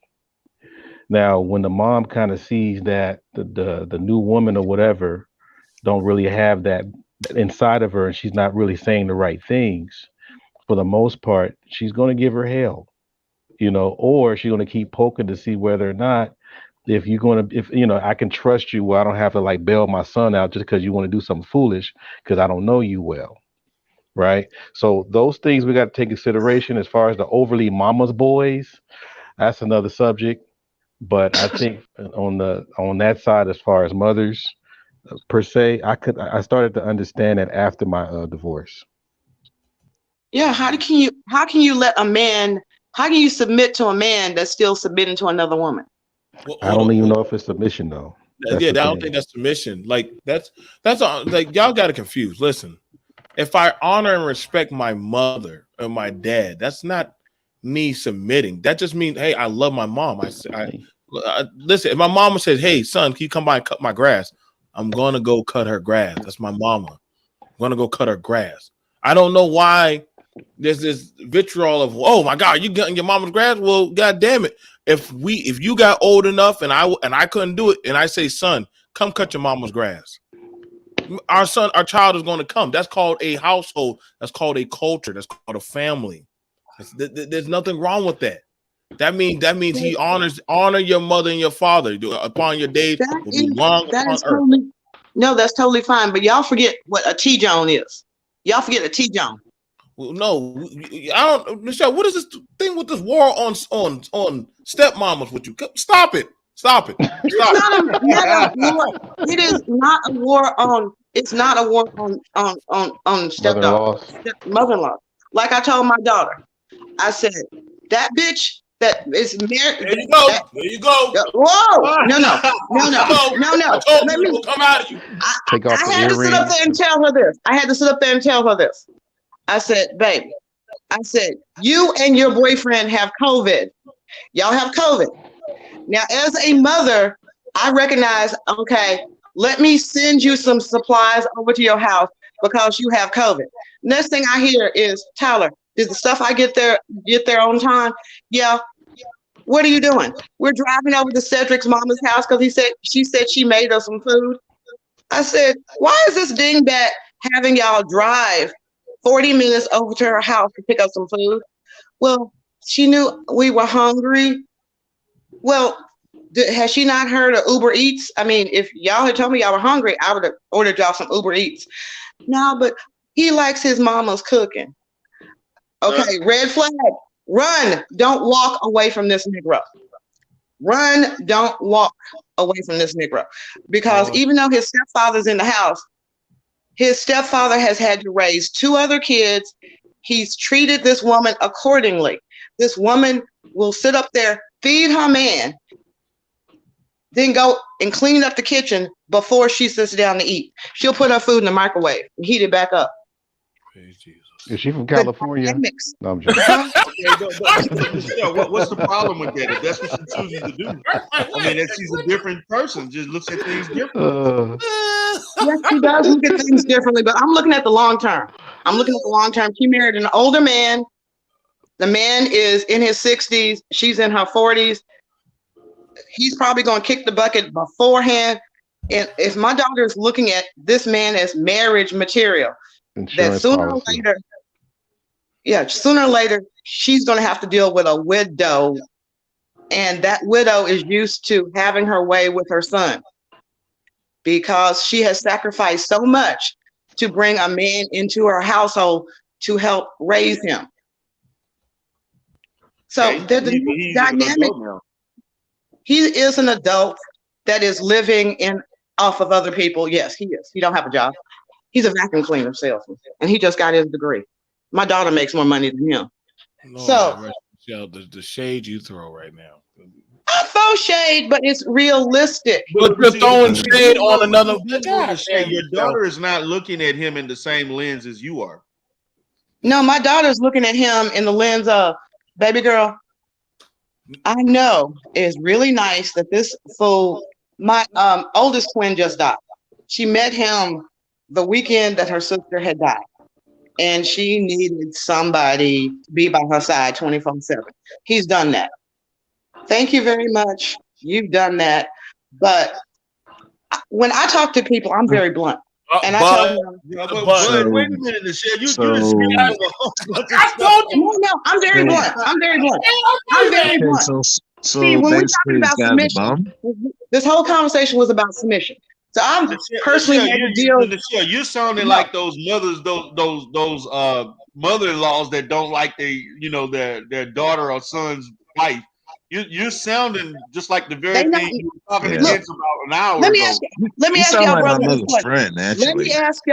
Let me ask y'all, these brothers, this question.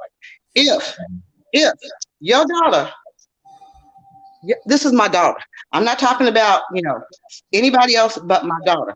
I am going to try to advise her. At the end of the day, I can step back and say, but if I ask a man that has a 1-year-old daughter that he is not paying any financial support for, I say, please, you guys, I said, we are trying, please, I'm encouraging y'all to plan ahead.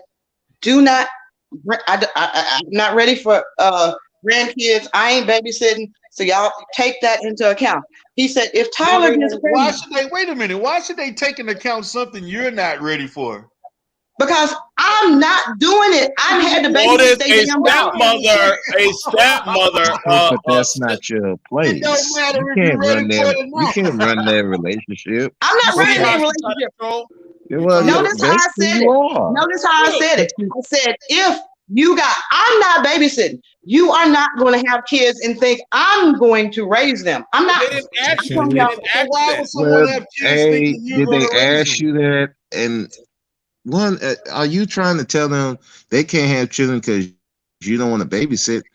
Okay, if that's the case, well then they won't bring the child to you. That's all I'm saying. But okay, guess what his response was? Well, no, guess what his response was? His response was, if me and Tyler have a kid, I'm gonna take care of Tyler's kid just like I take care of my daughter. I said, nigga, you running to keep him getting served for child support right now because you don't got no job. Okay, How are you gonna tell me? That's your daughter's fault for having a son. Let's ask Sister Asado how would she handle it. Assalamu alaikum, sister. Hello, Honorable Sister Asada. How you doing? Walaikum salam. Hi, everybody. How you doing? Right. This conversation just makes the whole conversation makes me think about when Art mentioned community.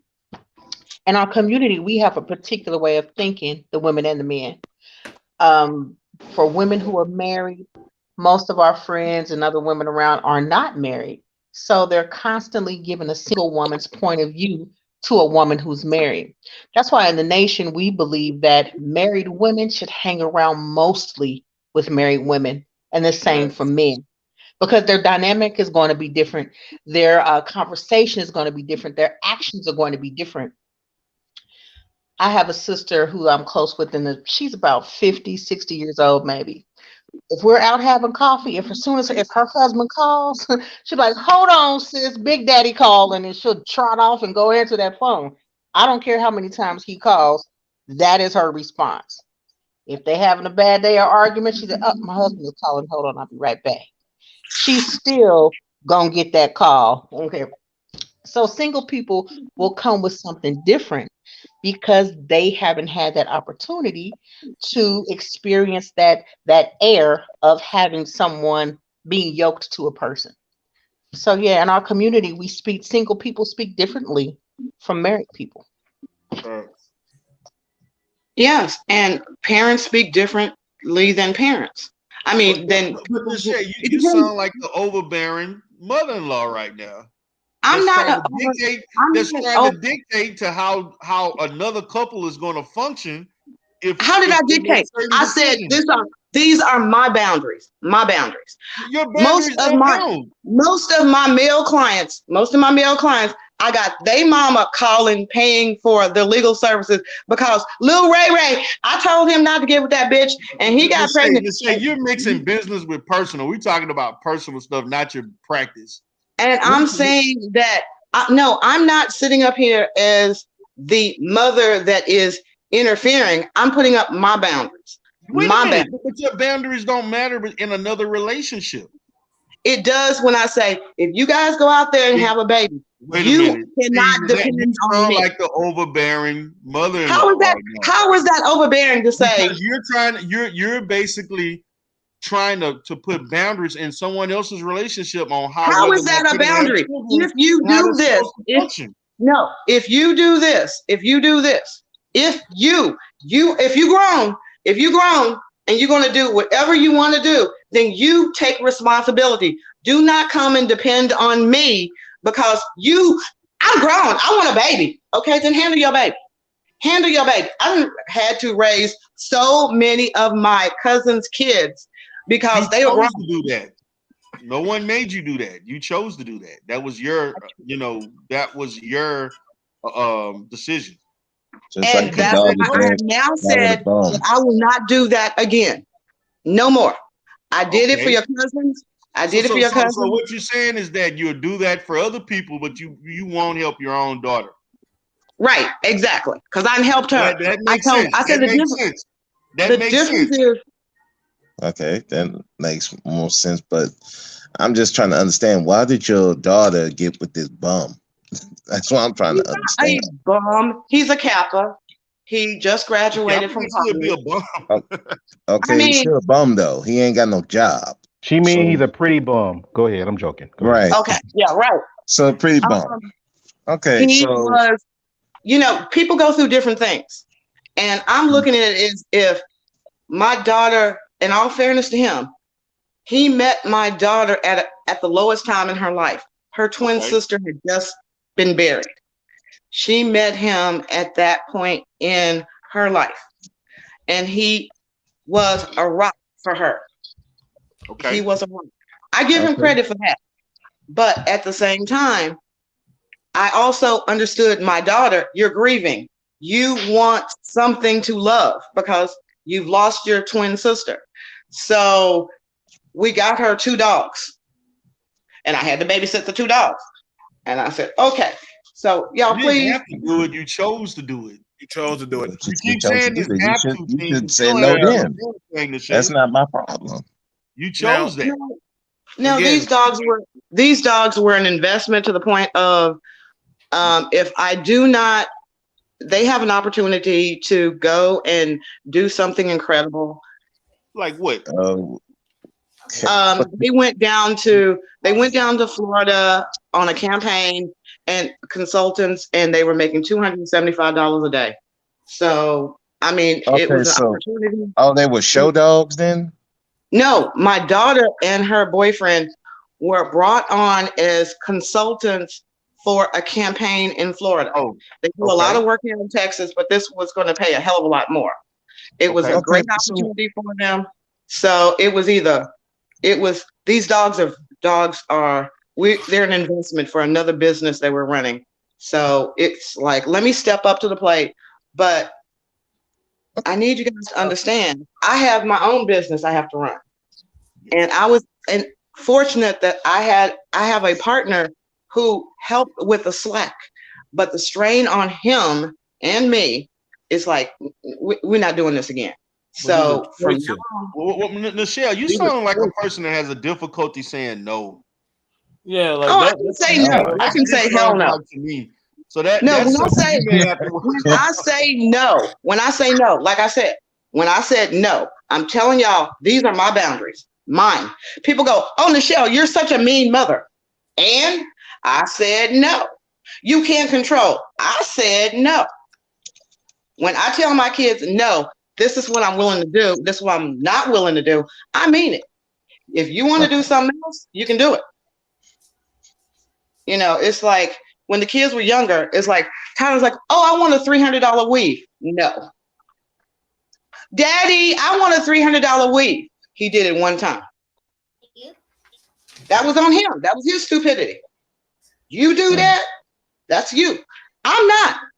Nichelle, you want your daughter to look nice. I don't spend $300 on my hair. So I know how to say no, but I'm also looking at the whole idea of submissive men, submissive women. When you ask a woman, why don't y'all want a controlling man? Why would you want that? But at what level? At what level? Because what I started noticing with my daughter is like, she would date a guy and it would be like the third date. He's like, I want you to cook this. I like shepherd's pie. Here comes my daughter. Mama, you know how to cook shepherd's pie? Why is that a problem? And she wants to make her man happy. Why do you want a recipe for shepherd's pie? He likes shepherd's pie. Okay. But Mama, can I borrow some money? Okay. Why do you need some money? So that's different. Okay, you're not hitting. Okay, you heard the story. No, now, I'm saying the whole thing, baby. That don't make no sense. Because Yes, it does. If this man wants shepherd pie and you want to make it for him, do not call me and ask me for the money to make the shepherd's pie. I'm all not you gotta doing say it. is no. Just That's say all you gotta no. say. Okay, just say no. That's all you gotta say is no. But if a man heard a girl say, "Man, I like blueberry pie," and he goes to the store to go get a pie, does that mean, oh man, like why is he doing that for me? Maybe he wants to make her happy. So if he said, "I like pot pie," and she says, "Hey, maybe I should go get him a pot pie for lunch," that's what people do. If you want to say Okay. no, that's on you. But the I thing got about it So is, is he that wants to some make. type of slavery because of that? I'm That's trying to not No, slavery. no, That's no, me. no, I no, want to no, make no, somebody no, no. happy. It is the dynamic of it's okay to want something. People in hell want ice water. But that's like a woman saying, "Oh, I want some red bottoms." Baby, prove to me you're a man and go buy me some red bottoms. You don't do you can if you want red bottoms, go buy your red bottoms. My man likes seeing me in red bottoms. That's all he wants to see me in. Okay, if that's what he wants to see you in, then let him buy you red bottoms. Well, instead of me Because that's what he assuming, wants to see you in. instead of me assuming, I have to ask: are these different ways to show that you're not in support of their union or even having children? I'm not in support of them having children at a point in time in which they would be dependent on someone else to raise those children. That's just common sense. That just sounds like y'all need to have a conversation. Like y'all just need to have a conversation. Like I mean, it's no different than listen. And So we got my question is, how come your adult? Why she is not independent enough to take care of herself? Because she has one more year of college left. Well, why is she going? I thought you said they were going to Florida and they were making money Right. consulting. And I mean, I was assuming she had means of taking care of herself if she's doing that at that level. I mean, like I said, she's growing. She's doing better than a lot, but at the same time, she does not have. He just graduated this past weekend. But they asked about her. What about her? Her. She has another year to go in college. But he She has finished another year. college. He just finished. He's a year ahead of her. So my preference, although I know some people, I don't believe in struggle love. Yeah, but the guy is just starting off in life. Yes, he is. Be where he's at in 5 years. I don't know where. I don't know where he's going to be in 5 years. Like I told her. See, Ms. Michelle, this is the issue. See, now there are certain spaces when they talk about the differences between, like, I guess you want to use the term high value and so forth, and how sometimes women in our community want a ready-made man, and when he's in that process of getting there, it's like we're overlooking these guys. No one's overlooking. No one's overlooking him. I'm realistic. But as you described him, you've described him as being inept, a bum, and he just graduated with a degree in engineering. Bums don't do that. Not like he doesn't have any prospects. It sounds like he's got a bright future. Yeah, he has a few. I mean, he hadn't even dipped himself into the work, into his field yet. And he's in Texas too, so there's plenty of spaces for black men out there to go find a job. Let me ask my sister this then. So, are you against unions when they are growing together? You prefer to have his stuff straight, and then she comes in the picture? You know what I told him? You know what I told him when I bite my tongue? I said, "You're coming in here talking about you guys are thinking about having a baby. I don't see no ring on her finger. Okay, I get Do not come into my house telling me you're going to support. If you and my daughter decide to have a baby, you're going to support my daughter, my grandchild, just the same way you supporting your other child that's living with the grandmother. And you're sitting up there. Well, I want to see my child. Okay, I understand you want to see your child, but you're living under a roof that I pay for. I pay for it. You don't have to pay for it. But my daughter's in school. My daughter is in school. You choose to do these things. You don't have to do none of any of that. Again, my daughter's in school. I promised her I would pay for her an apartment. Well, why didn't I'm gonna ask you? Did you ever think about putting some boundaries and rules behind that? Since we've been speaking of that, like I'm not going to pay for you if you're allowing somebody else to live with you for free. I know. I mean, I'm just stating because I wouldn't pay for my daughters, and I have 2 adults. I would not if I was paying rent for my daughters and they had a man living there. I'm cutting you off. Right, bets are off at that point. Yeah, I'm cutting you off because that's your money. I didn't. You're putting her through college, not him. I think my choice in the matter, and I know, like I said, I have boundaries. It was okay. I understand that my child is so mentally fragile right now. I cannot be there 24/7 while she's crying in the middle of the night because she just lost her sister. Okay, so that means she needs to be in therapy then. So she is in therapy. She's in therapy. We're both in therapy. Okay. We're coming up on the 1-year anniversary. Okay. So I want to say, but I want to say my thing is, what I've noticed is, even though this guy does not have a job, he knows I'm. He just graduated. I had a job. I had a job when I was in college. That was you. That's not him. Again, that's you. I didn't have a job when I graduated out of college. I didn't have a job when I got out the military. Shit. You mean? Come on, Nashay. I get what you're saying, Nashay, but I think you're being. I think this is what I think, Nashay. I think that what's rubbing you the wrong way about this guy is the fact that he has shown not to be a responsible father for the child he already has, and then he's talking about getting another child. He's probably going to repeat. You're afraid he's going to do the same stuff with if your daughter had a child for him. Just like he's not taking care of the child that he already has, he's going to do the same thing for this new child. I kind of missed this part of the story.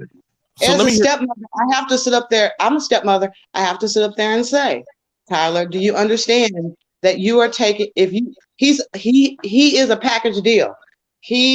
That's his child. That is your responsibility. If you marry this man, you will have to take on that child just like you would your own children. That child deserves that.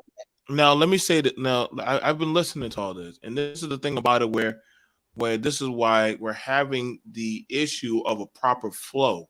You know what I'm saying? Like, nobody gets it right or just starts jumping out of the front porch and start running down the street. Everybody who's ever been in a household understands it's trial by error. You start learning as you go. And yeah, he probably made some mistakes, and this man or this woman, but guess what? If he's trying, mind you, he just finished engineering. So that means he's trying. Now, the thing about it is, about the black men controlling the home, this man just literally finished school. So he's actually starting out from the bottom now, base bottom again, and he's trying to build something. Now, it's fair. I got to tell you right now, y'all mamas, Nichelle, y'all need to fall back and start letting these people start feeling the goddamn curve. You can give your input, but at the end of the day, that's not your job. My mom and my daddy, guess what? They can get the input on how I raise my kids, but at the end of the day, it's only just little whispers. At the end of the day, me and their mama make the last decision on everything, whether it was good or bad. Or I mean, one time she was like, "Why didn't they go to school?" My mom came to my house. Hey, why aren't they at school? Well, one of them is sick, so I'm going to let them all run the whole fever through, and then once they all finish it up, they can all go back to school. No, you should send them to school. Thank you, Mom. But last time I checked, this is my house, not your house. You do it your way, I'll do it my way. But hold on, BMT, because if she did get pregnant and they don't got no place to stay at, they're gonna go run to her mom. Say, come on, let's be real. So her mother does have a say so. That's their problem. That's their problem. That's they see. Y'all gotta see. Here's the thing about it. It's like when Martin and Gina first started out. They had to go through the struggles before they got to where they got to. You gotta let them go through their goddamn. You got see. People want people. You never know how strong your relationship is until you start building together. I think everybody just wants, and shout out what Kelly said, everybody wants to Thanos snap the easy baked meal, but they don't actually want to know what's the actual tangibles of actually building something together. When you're building something together and you know thyself and she knows herself and y'all already are communicating properly, that's how we started out the show before, where we had proper communication. You know, what's your 3-year goal plan? What are you trying to do? Are you trying to find a job? I saw this job at Wendy's hiring. If you get that job, I can get a job at Walmart. We could drive the car, drop me off at Walmart. You go to Wendy's. When you get off, pick me up. Boom, we making our money. And we can climb and build together.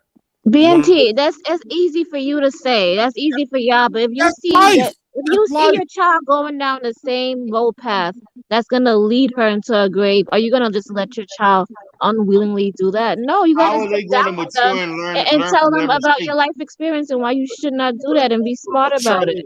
Okay, but if they don't listen, it don't matter.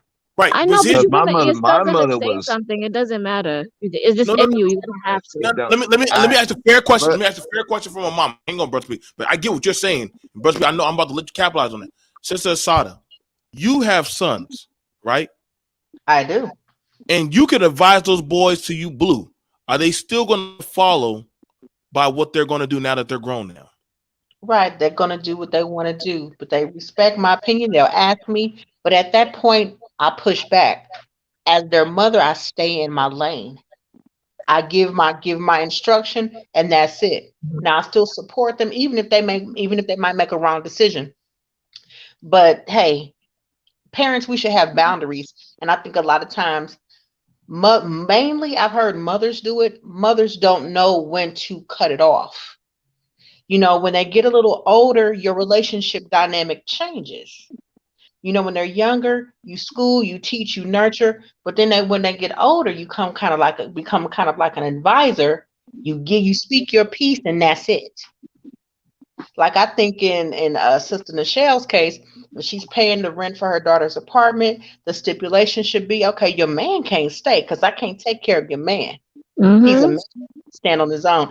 Then they say if the daughter does get pregnant, that's why I like the courting procedure. Because in courting, you put everything on the table, you find out what everybody wants, find out where everybody is, you find out where people want to go.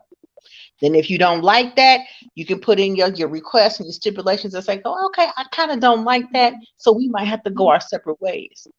So if your daughter chooses, she may choose to get pregnant by the dude. Sometimes women do it. She may choose to get pregnant. So, but you being the grandmother and the mother, you may say, okay, y'all can come on home till you get yourself together, but you can't let her man come.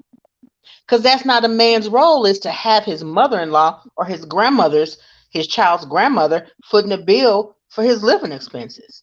He may have to go back home where he comes from.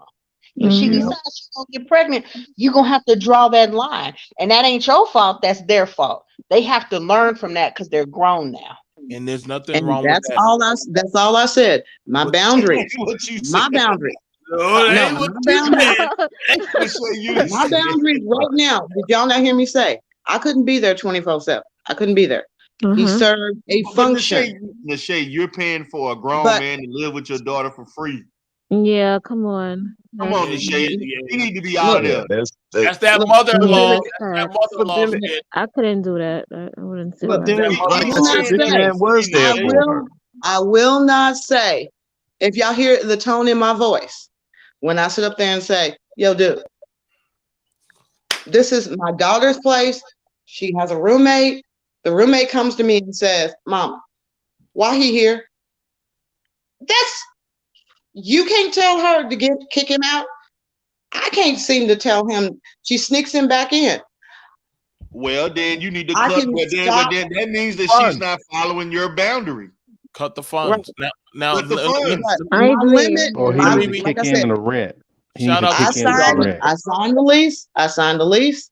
I had promised her. I did not know her sister was going to die.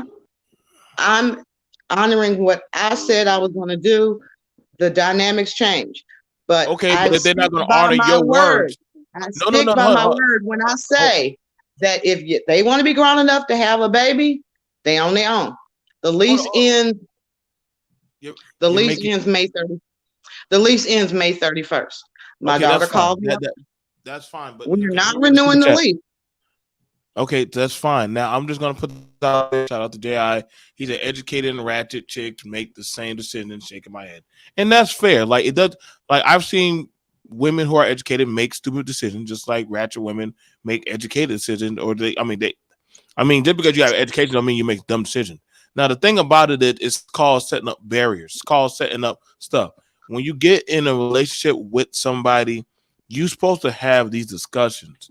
You're supposed to have these compromises of things that you won't do and things that you will do, things you will honor, and things that, hey, I'm not going to, well, I've had it where, my mother-in-law, she needs a place to stay. Well, we got some extra room. Okay, cool. How long she going to be here? Okay, 2 or 3 weeks till she get on her feet. Okay, cool.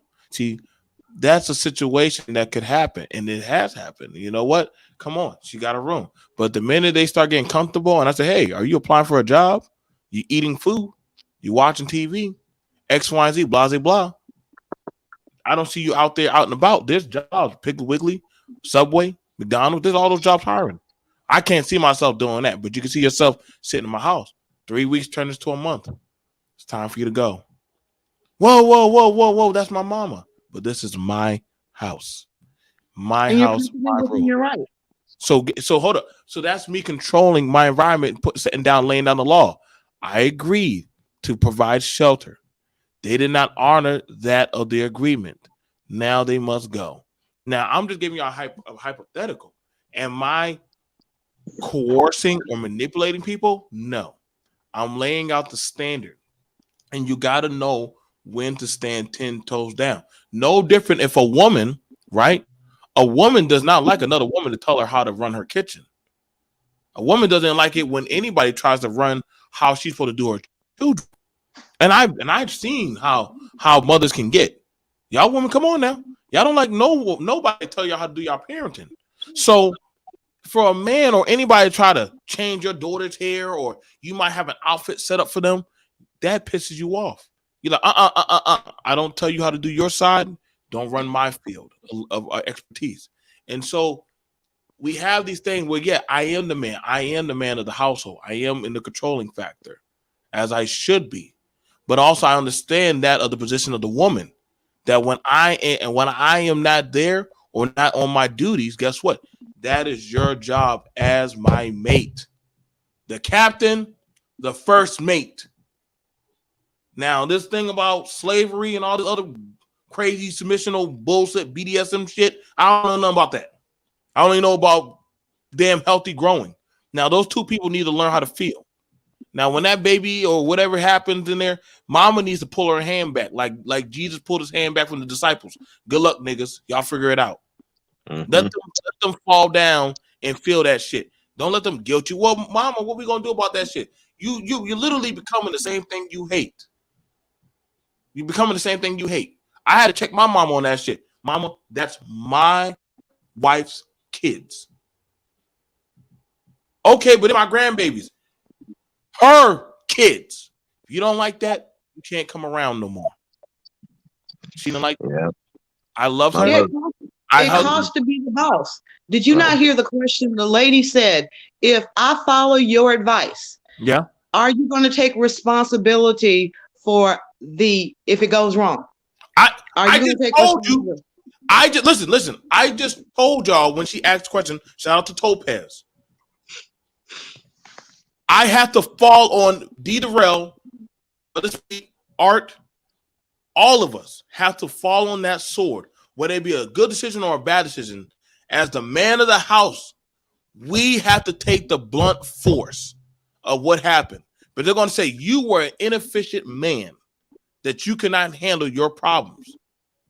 And I commend you. And all thing I'm saying is this problem that we have is you are husbands. That when I look at her boyfriend who has not put a ring on her finger saying, I will be responsible for the outcome. You are currently not being responsible. Do not complain to my partner that my daughter is not cooking for you because you're not buying the food either. Okay. Now, here's the thing about it. So you're going off of titles. If she claims that is her man, That is her man.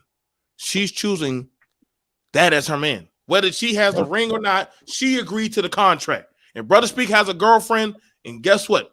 And he's doing for her and providing for her. Guess what?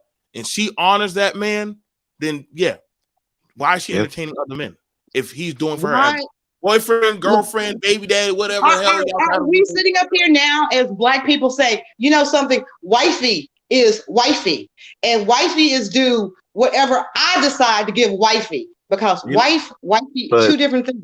Women, you need to understand, wifey is not wife. Wifey is not wife. Do not sit up there and give the boyfriend the wife plan. We are committed to this. I'm listening to you, husband. But your daughter's doing that now. What are you talking about? She's trying to make That's why I'm fussing at her. On top That's of why I'm that, fussing. What are you talking That's about? why I'm fussing. That's why I'm fussing. Did you not hear me say? I think she is making the wrong decisions. That too many women, my daughter being one of them now. But you're financing it, Nashay. but you finance that whole thing, and then also the other thing that I have an issue with. Women don't want to be wifey, but you expect the man to be husband, doing husband things before he even get the husband title. And you get him a whole goddamn apartment. I see both. Come on. Yes, Like really? yes, they do. What you mean? The guy's supposed to come and like, you know, have Well, like hold his on. But he's not- provision, you know, but to he's not have the wife husband. there if he wants the wife to be a man, But he's not a husband. But a man is supposed to make that step first. I get that, but it has to be earned. A lot of these women don't want to earn that position. Earn that. How do you earn that position? I know when my husband says if he wants something to eat, he can mention it. I want X, Y, and Z. It will be on the dinner table tomorrow. I don't have a problem at all doing it. But the thing about it is he buys the groceries. So I ain't got no problem cooking whatever he wants and have done it for plenty of years. So when your daughter's boyfriend says he wants shepherd pie, she needs to let him know in her most gentle, feminine way. I can make that for you. Go ahead, go to the store and get all the ingredients and I'll hook it up for you. Exactly. That's all I'm saying. That I'm trying to teach my daughter. And yes, it's trial and error. How old is she? She's about to turn 21. Oh, now, is that guy's father around him? That guy? My husband is now with a transgender. Not your the guy's husband, your daughter's boyfriend. His stepfather's around. His stepfather is around. But his stepfather is very much I took on a woman that very few men wanted. She already had 2 kids. So I demand certain things from a woman when I had to take on her 2 kids. Shay. Okay.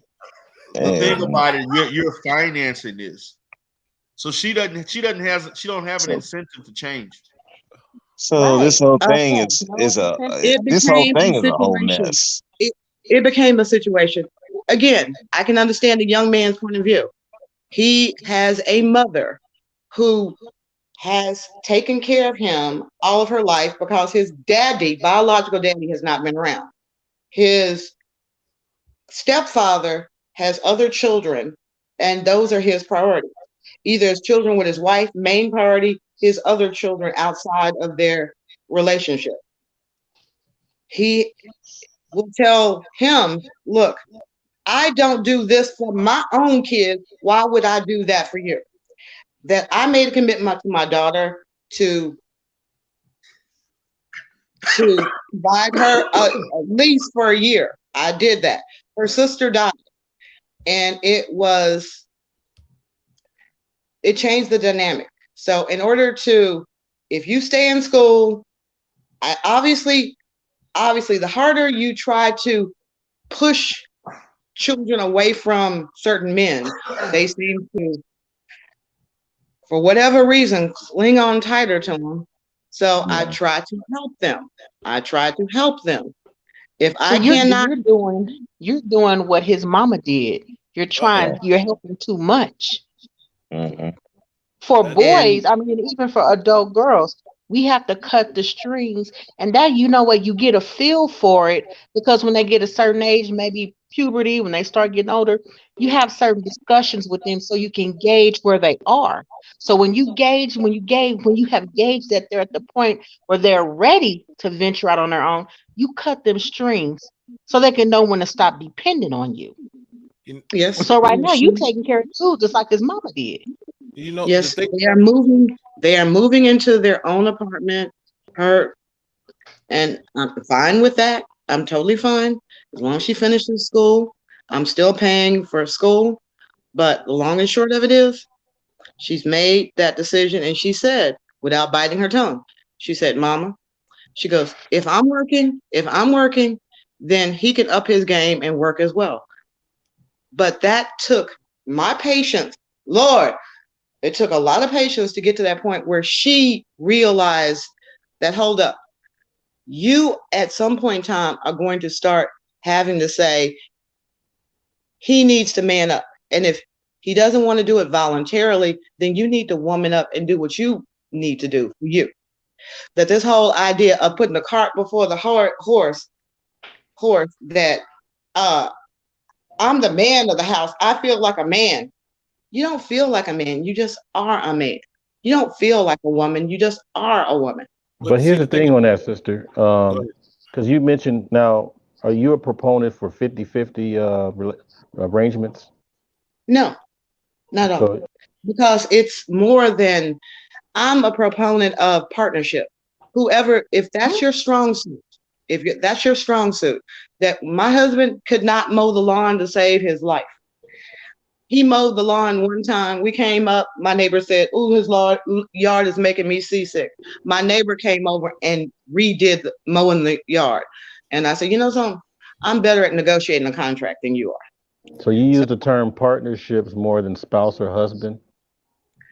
In any marriage, it's a partnership.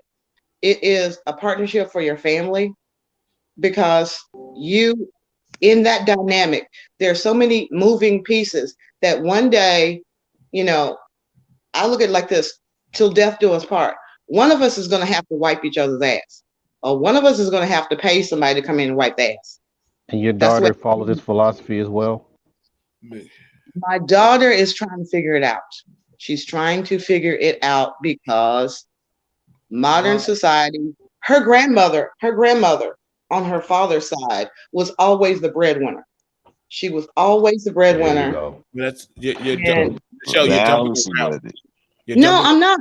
Yes, you I'm are. saying- But I'm saying that some women. he asked you a specific question. Does your daughter, does she hold them same ideologies that you hold?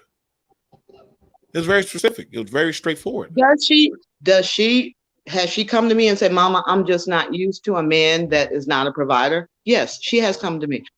But and he fits the bill. So the guy fits the bill. Right. If she said that, she need to get it stepping in. But I also told her one of the things about being a provider. Did y'all not hear me say sometimes a provider is not just financial provision. Sometimes you need a man that is. I've had 3 strokes. My partner has to physically carry me some days. So am I going to sit up here and say depending on my needs? Where am I in my life? But that's what do I need? It's reinventing the universal man's role. Right. And that's where I think your daughter is adjusting to that based on what she has been taught or observed or know. You already mentioned that are you saying her biological father did a transition? No, her biological father is helping a man to do the transition. Ooh. Okay. Wait. Okay. We leave that alone. I can't do that show right now. No, I'm not doing that. I'm setting. What the hell was happening over there? Art, you about to go down a dark hole. I'm setting the I guess the tone as far as what like I remember I tried to help this brother lived, and he still died of cancer. And I talked to his daughter, and she had said all kinds of bad stuff about him. And I'm like, dang, that's your dad, you know? And she said, I just don't know what it's like to be with a real man. And I'm sitting there like, can women these days define what a real man is? I think that one of the things I always emphasize, because I have a lot of older friends, and when I see men with women that have gone through Alzheimer's, the women that have gone through cancer, and I've seen how these men have literally had to hold these women's hair back while they threw up. That's a provider. I married my husband because I got yellow fever and he had to physically take care of me. No matter how much money I made, I physically was so sick, and he rose to that level. He rose to that level of taking care of someone who could not hold any food on her stomach, that was delusional. I could not remember what time of day it was, whether I had taken my medication or not. I've been in that situation. I don't wish it on anyone. I've had major health issues in my life where my husband used to laugh and joke and say that but for him being a chiropractor, I would not have married him because I had the kind of migraines that would have me hospitalized, and he was there for me. But something, the stuff that you're talking about, I know something deep in your soul doesn't feel right. That's why we're hearing what we're hearing from you. And it seems like you're raising a son and a daughter, right? It seems like also, and I know you, and I know that that doesn't feel right because you have no responsibility of that guy. But the same, and then the part also is that I'm looking at that there's something missing, and the thing is, like people were kind of joking with you in the chat. There's something missing. There is a part to where he was supposed to step up, to do the response, or even try to do the responsibilities of a man to where your daughter won't have to need as much. So they kind of joke with you in the chat and called you the daddy. I didn't have to step up. I did have to step up and become mother and father to my children once their father went through his midlife crisis. I did that. I had to. There was no other choice in the matter. But trying to teach your daughters that I grew up at a time in which I didn't carry a wallet when I went on a date. It's like, you picked me up, you came to my door. Oh, here, honey, could you hold my driver's license in case I get carded? I did not. That's just the way I was raised. My mother was like, okay, always make sure you have a quarter or your credit card, in your bra in case you need to call a cab. But I grew up in an era in which men came to my mother's door, took me on a date, brought me back at a specific time. And if they didn't, all hell was to pay. Because I had a nephew, godbrothers, uncles. My dad died when I was 4. They kept what would Uncle Eldridge do?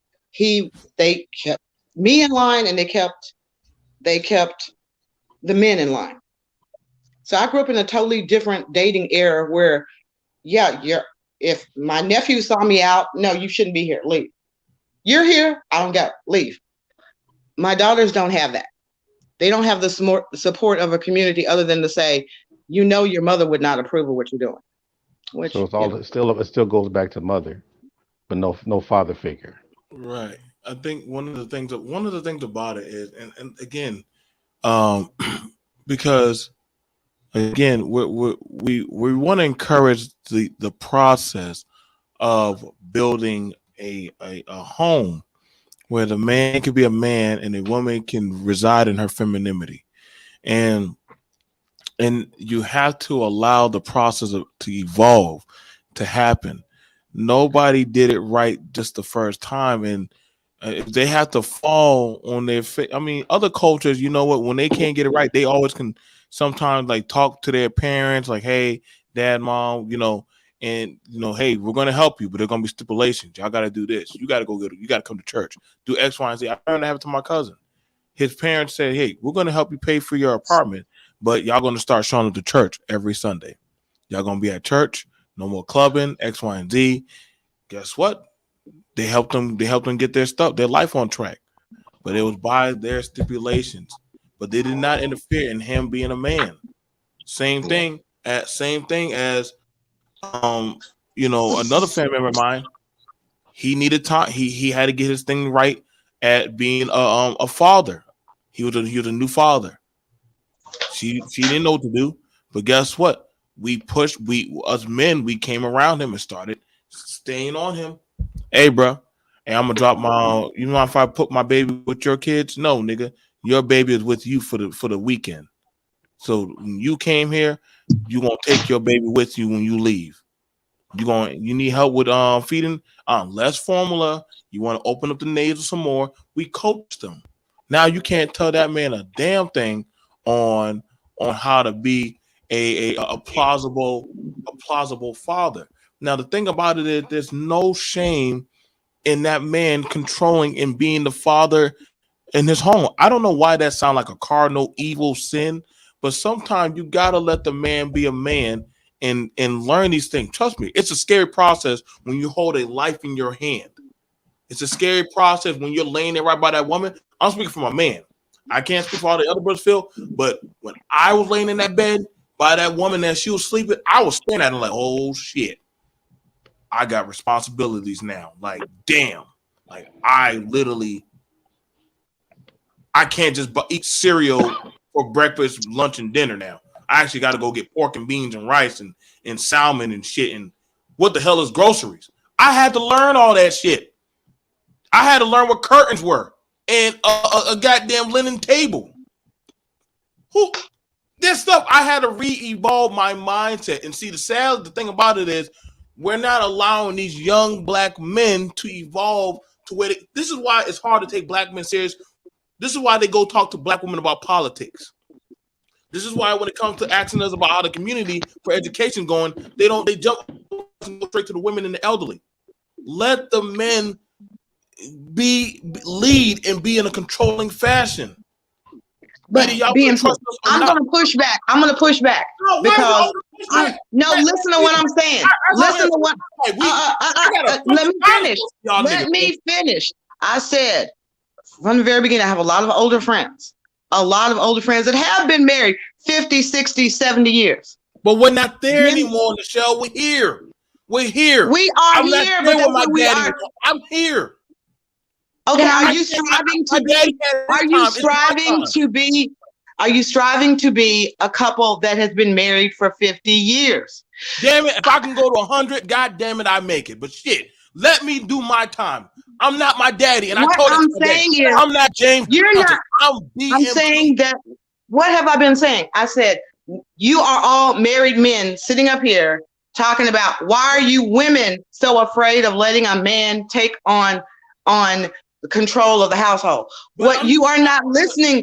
What you are not listening to. You're punching down. Listen, I'm not punching down on the boyfriend. I'm not punching down on the fiancés. I'm not punching down on the baby daddies. They got it hard enough.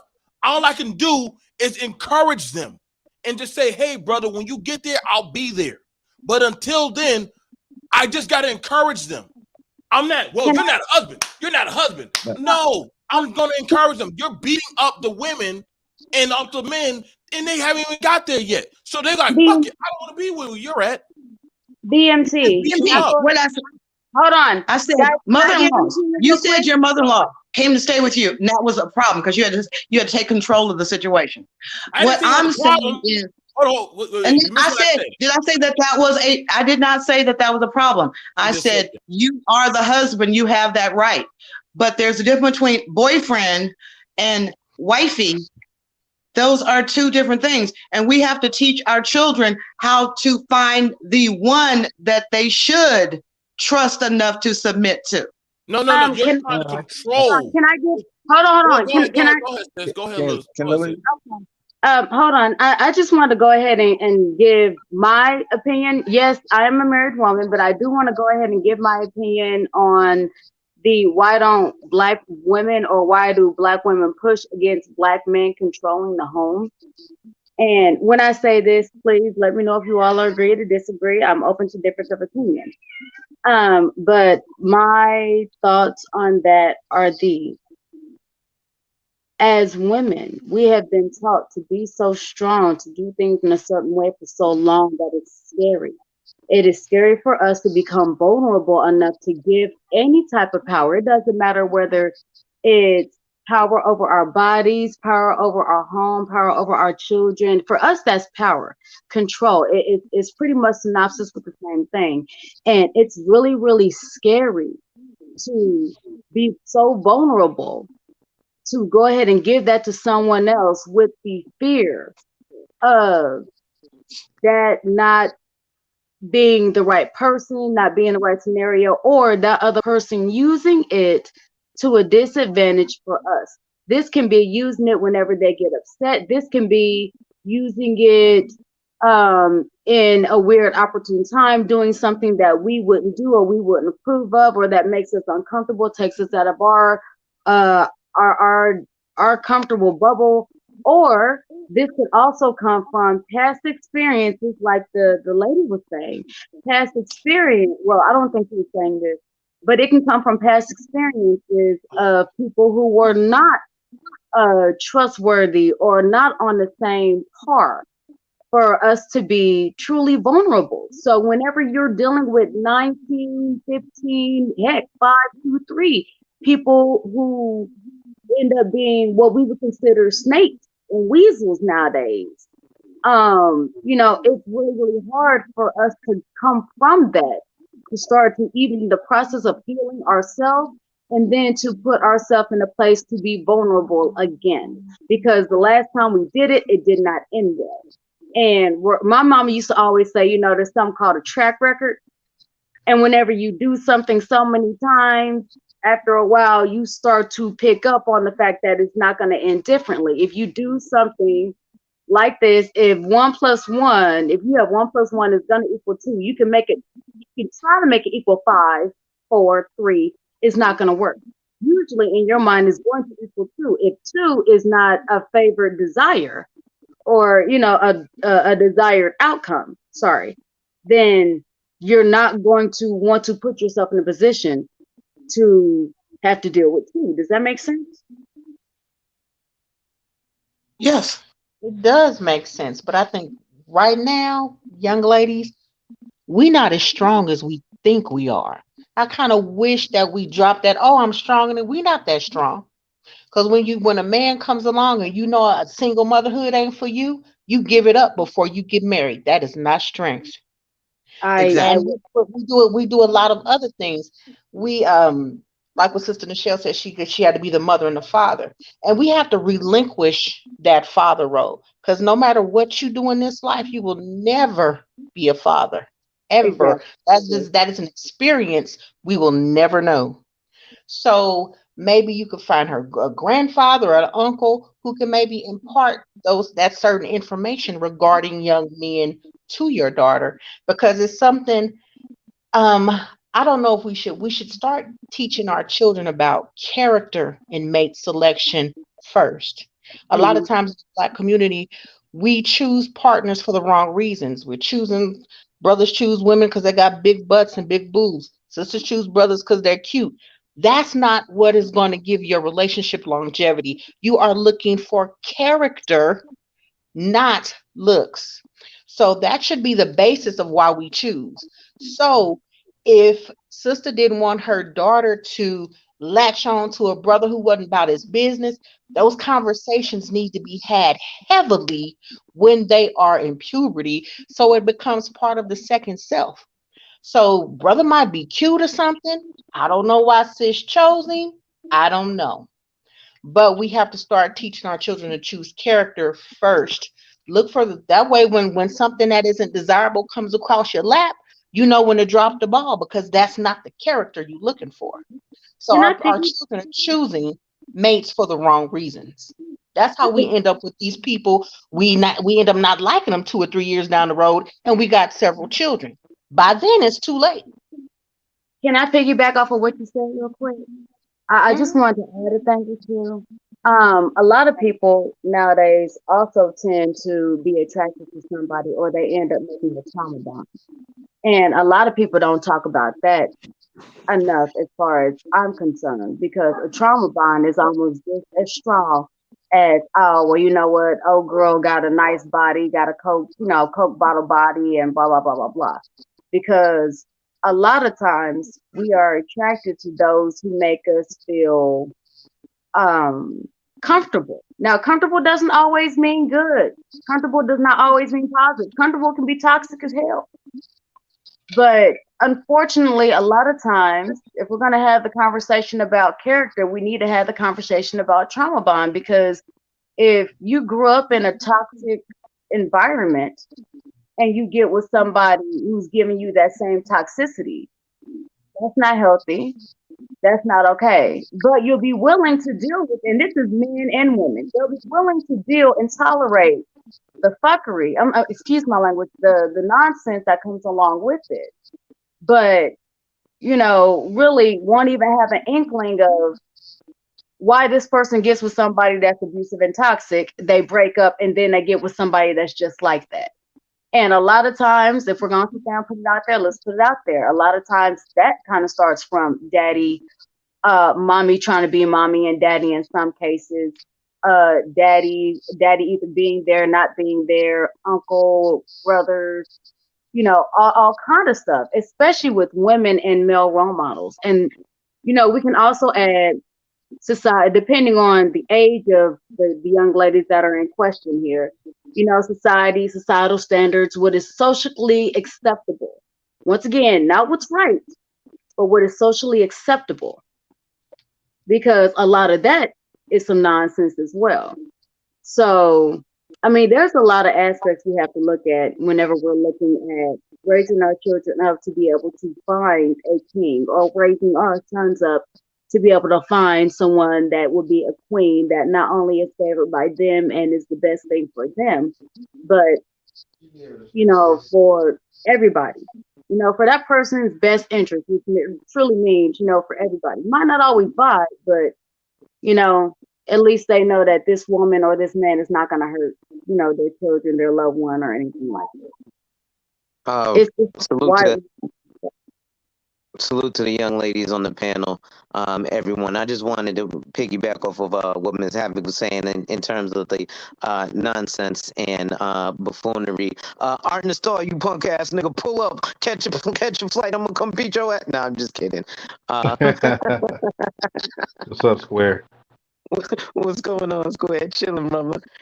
What's going on? BMT, D Darrell, brother speaks. Salute to the gentlemen in the panel. Salute to the women. Hey, how you doing?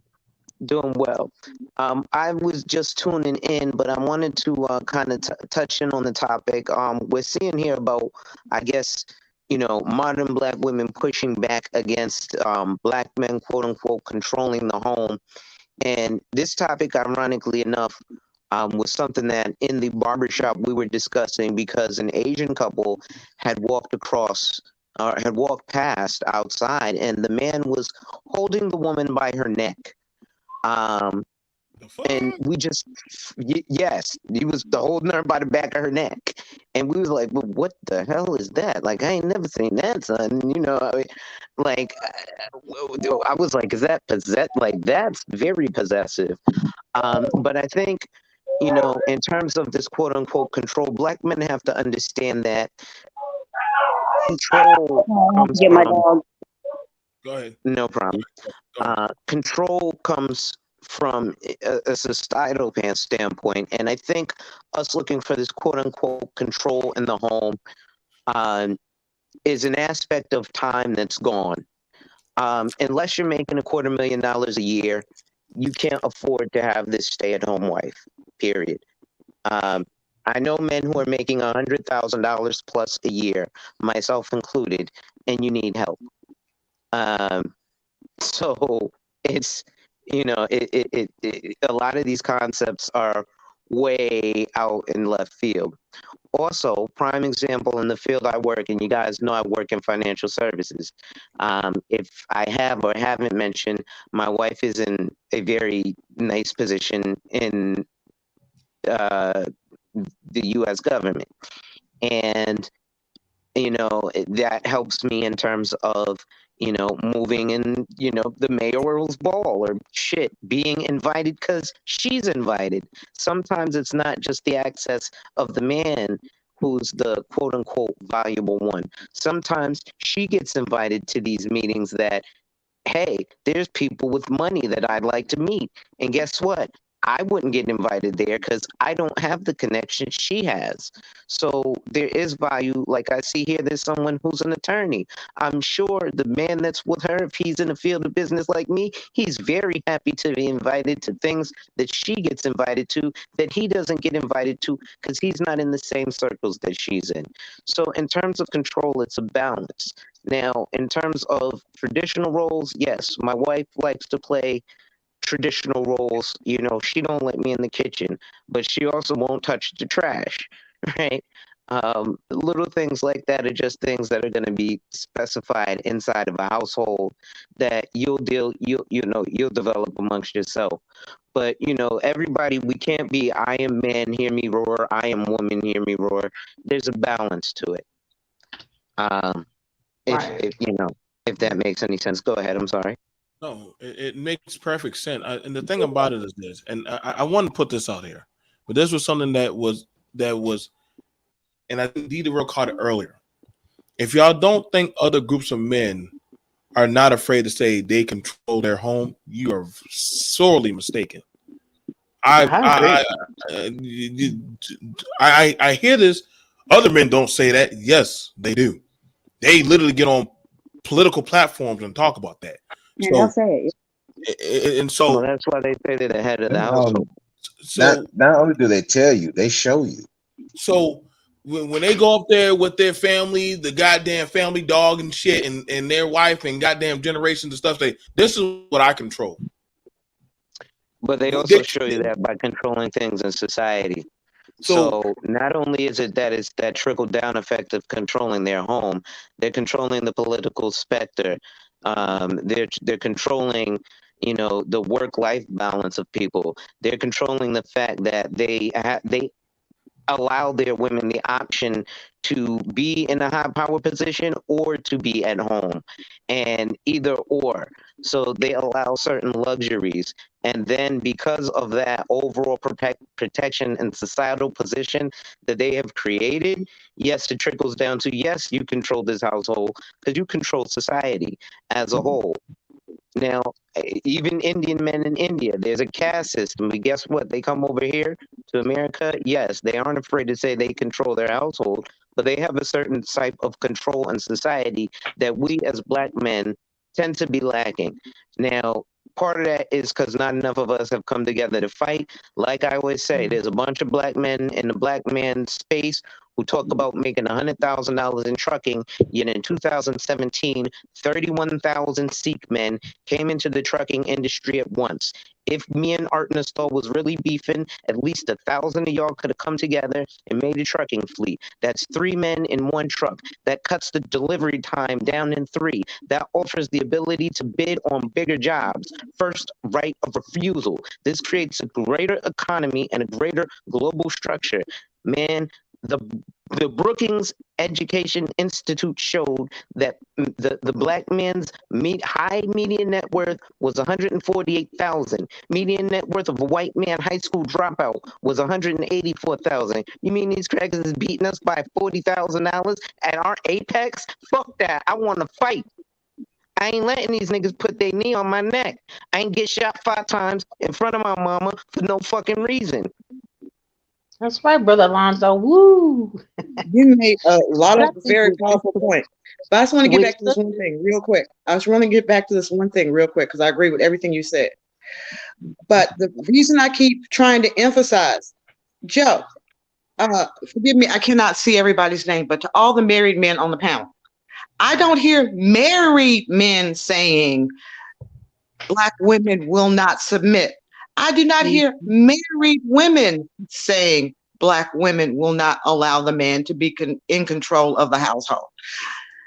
So what I do hear on the platforms are a lot of single men saying they cannot find a woman that's willing to submit.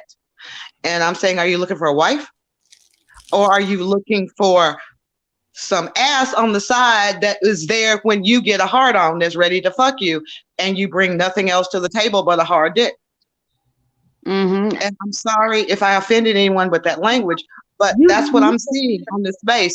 And I think you men that are married, I commend you, but I also commend the men that explain to these young brothers how they can find the one woman that is going to submit to them for the rest of their lives.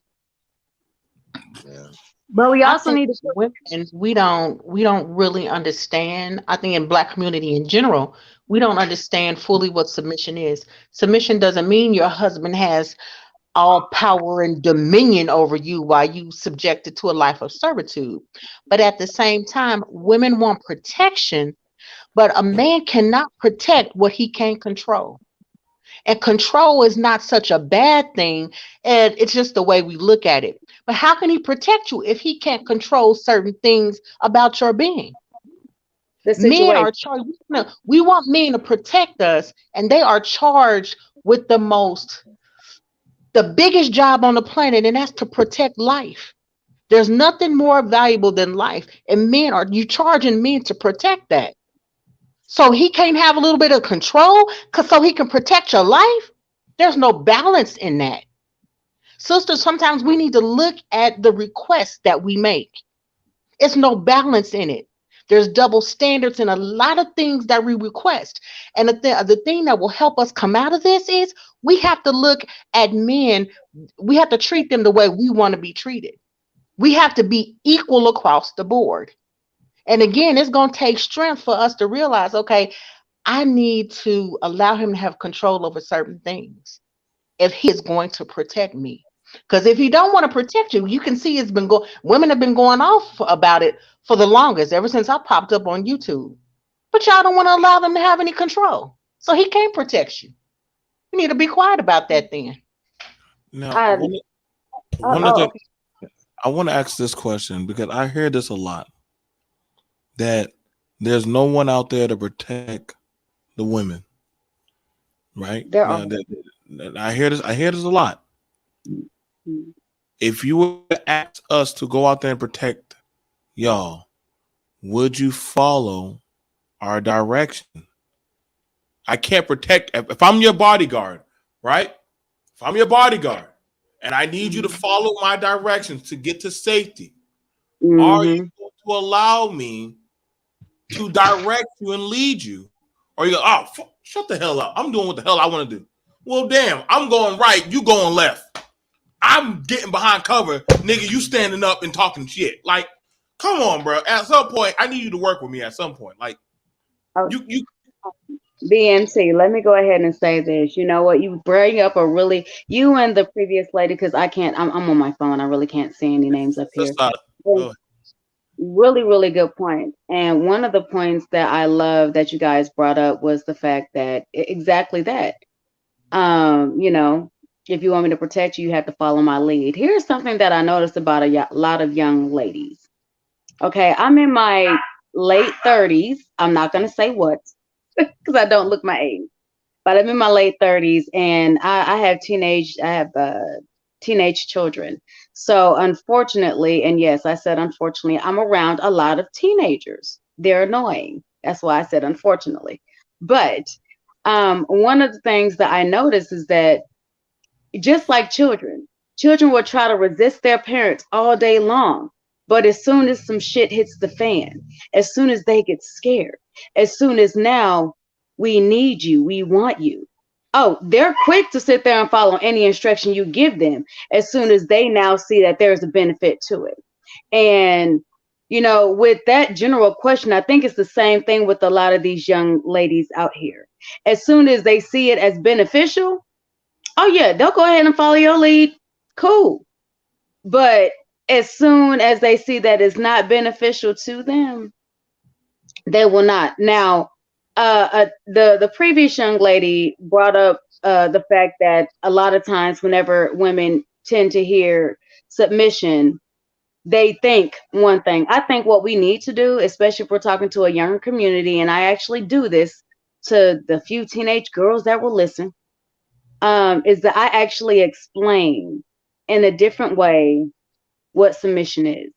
Because I think a lot of women don't actually know what the word means. That's why it's so easy for them to get triggered and instantly think it's a means of control. Once again, like I said prior, you know, there's a lot of societal standards as well as there's a lot of overstimulation as far as social, social media, media in general. This is music, TV, all of the apps, Twitter, Facebook, Instagram, Snapchat, all that kind of stuff. And they're getting a lot of their information via social media. But the information they're getting is made to fit a social standard to go ahead and continue the confusion. And a lot of times children won't even let you know that they don't understand the breakdown of something. So whenever I'm around teenage girls, I sit there and I explain to them what submission is. I explain to them how my husband and I, we've been able to be married for, going on 15 years now.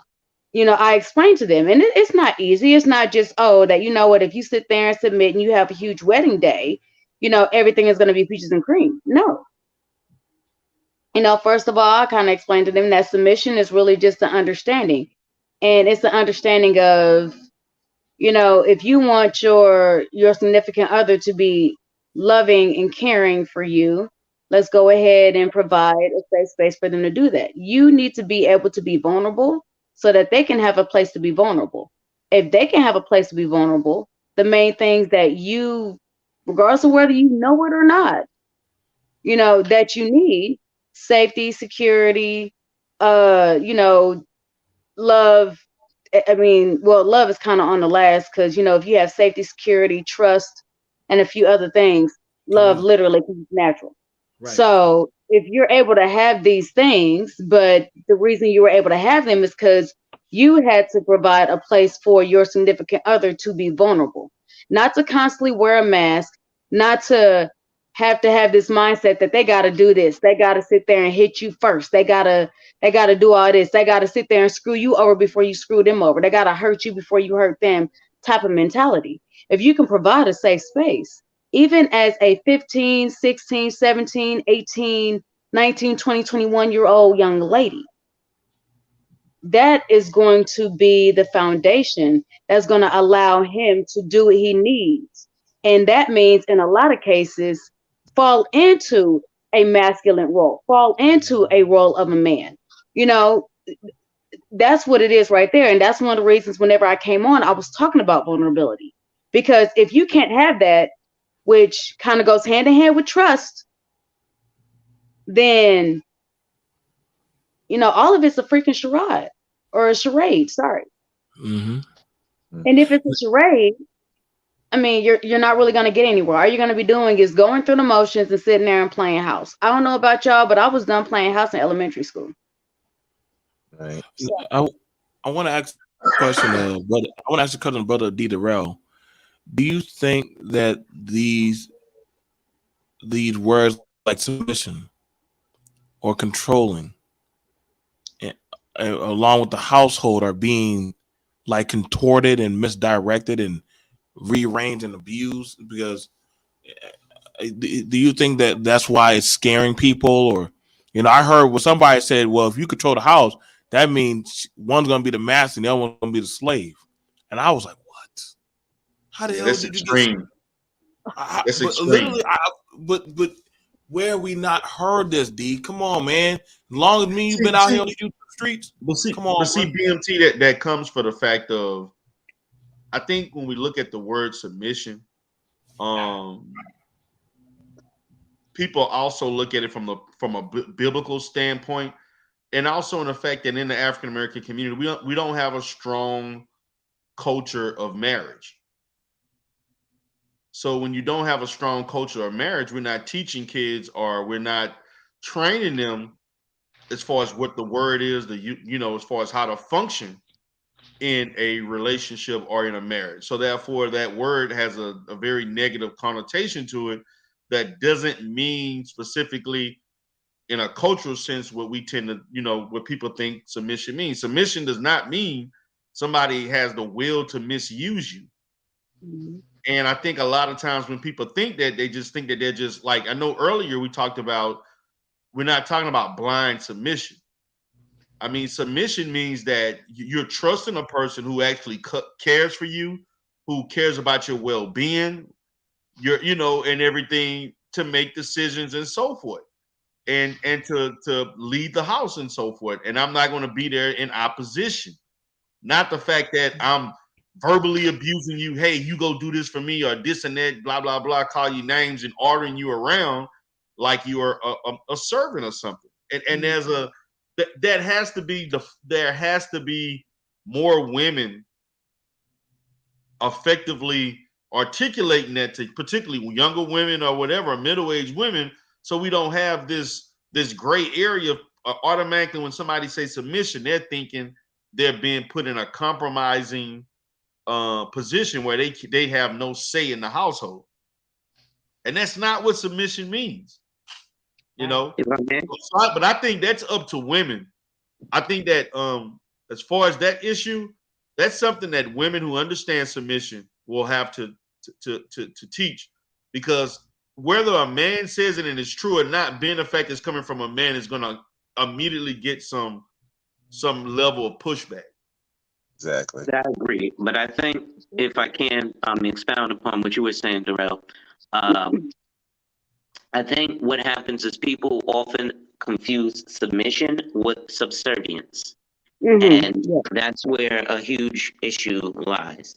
And I think often what happens in a lot of the talking points and this is why a lot of men get pushed at, because there's no clear defined issue or definition of submission. It's usually, cook and clean, and it seems like you're put in a subservient position. Well, I'm going to cook and clean at your beck and call at 3 o'clock in the morning. I better make them pork chops with the mint jelly. And when you ready to rock, I better be ready to roll.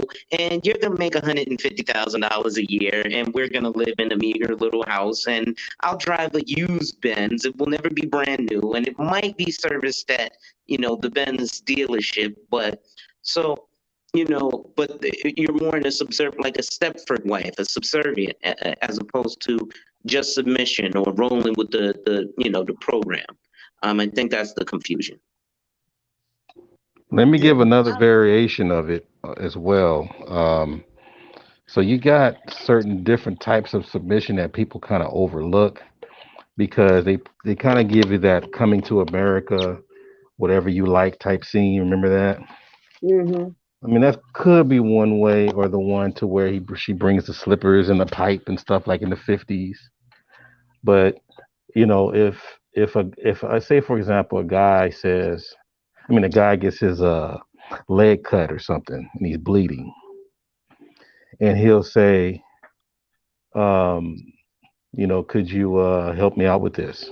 And she say, sure, whatever you need, I'll take care of it. Mm-hmm. There's another side of it though. What if he says, I don't need no help, I'm good. You got some women that say, that know for sure that if she doesn't help him, he can bleed to death. So she would definitely, just for the sake of him living, help him anyway. That's another form of submission.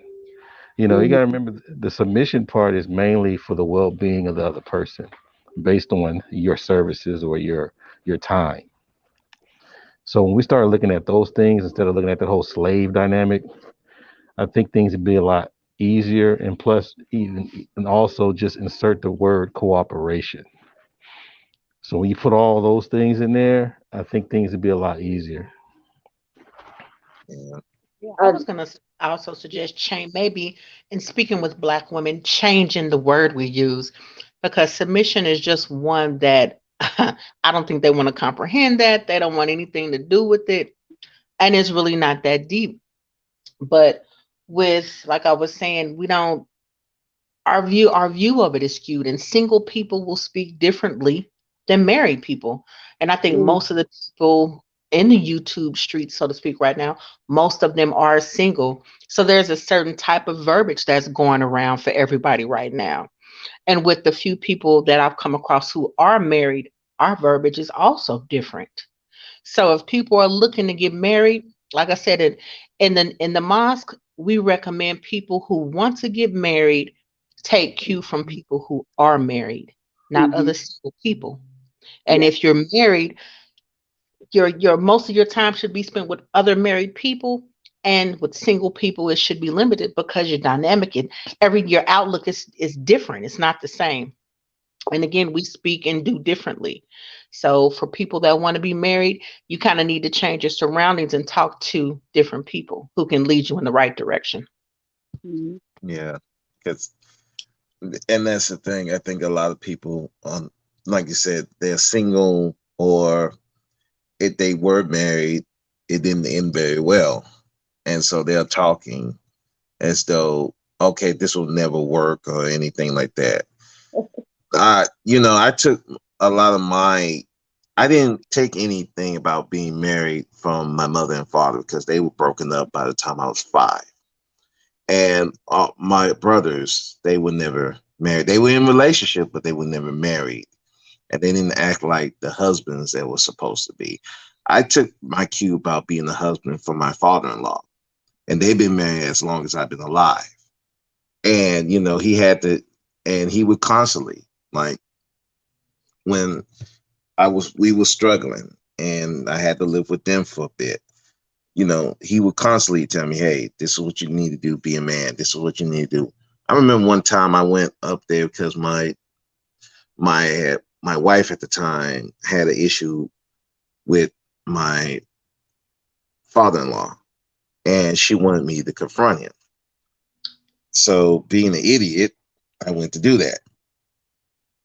Now, he could have got upset and angry and really gave me the business, but he just calmly told me, that, I'm taking care of my daughter right now. You're not in a stable position. How you going to confront me about anything if I'm taking care of your daughter? I mean, I'm taking care of your wife. And I sat back and said, you're sure right. And I never did that again. You can't, it's the thing about trying to be in submission. I think a lot of people are trying to be trying to get all this, but they're not ready for it, or they're not in the position to be that. And I think a lot of women do pick guys who are not ready for that. And they try, because they desire this guy so much, they want to make him get into that position, but he's just not there. They don't respect that people are. Right. That's a very good point. Yeah, that's very true. Michelle and her daughter, she respected the fact that he was there for her when she was grieving. I know, because I had to do that for, my ex, she wasn't grieving, but she had got sick. So I became a caretaker for a long time.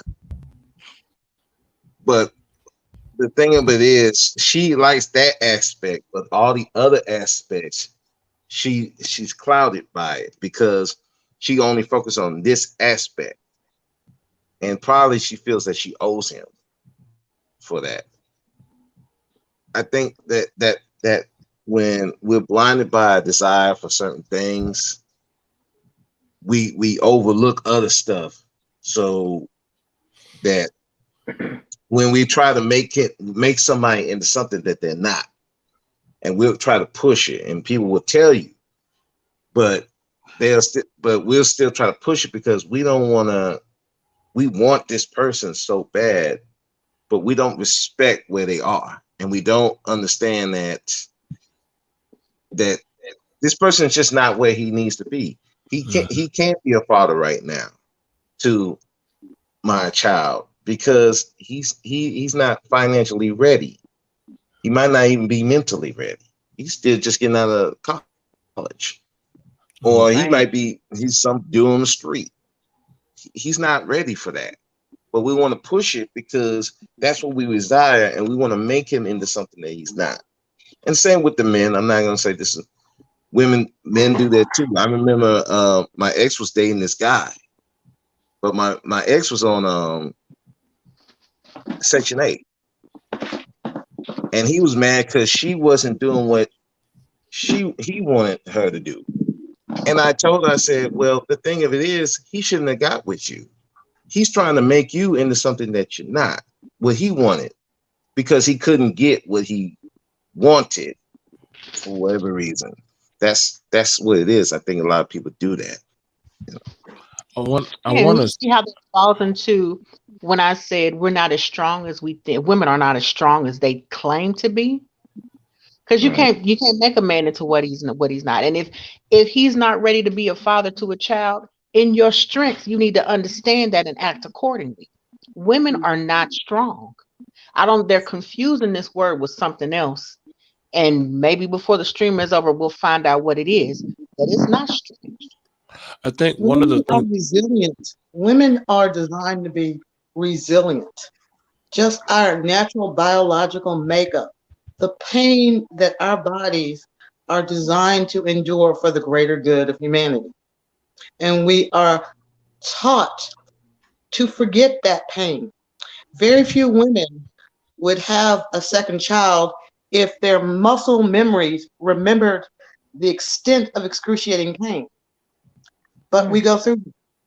Most women, their first time having sex, it's painful. They have to, but it's something that women's bodies resilient, elastic. We spring back. That doesn't make you strong. You go with the wind, so to speak, and bounce. But that doesn't make you strong. Just makes you resilient. I'm sorry, I don't mean to interrupt you, BMT. I wanted to go ahead and say this before I forgot my thought. I think a lot of people tend to mistake when they hear submission, they instantly think about a slave master and slave and the relationship throughout that, if you can call that a relationship. A lot of times, especially in the Black communities, we forget the 40s and the 50s where you did have a lot of marriages, you did have a lot of healthy homes, you did have a lot of whole homes. You know, mom had a certain, the matriarchs had certain roles. The patriarchs had certain roles. Now, I noticed that a lot of times whenever we're having any type of conversation, it's so easy for us to go back to mentality. A lot of us often say, well, you know, in the Black community, we didn't have really good marriages. Yes, we did. Now, granted, there were many horrific things that happened to the Black community as a whole. Okay, part of that was the fact that, you know, our men, our sons, our brothers, our fathers, our husbands were being murdered, and women were kind of left to, you know, pick up the baggage. And it wasn't because we wanted to, it was because we had to.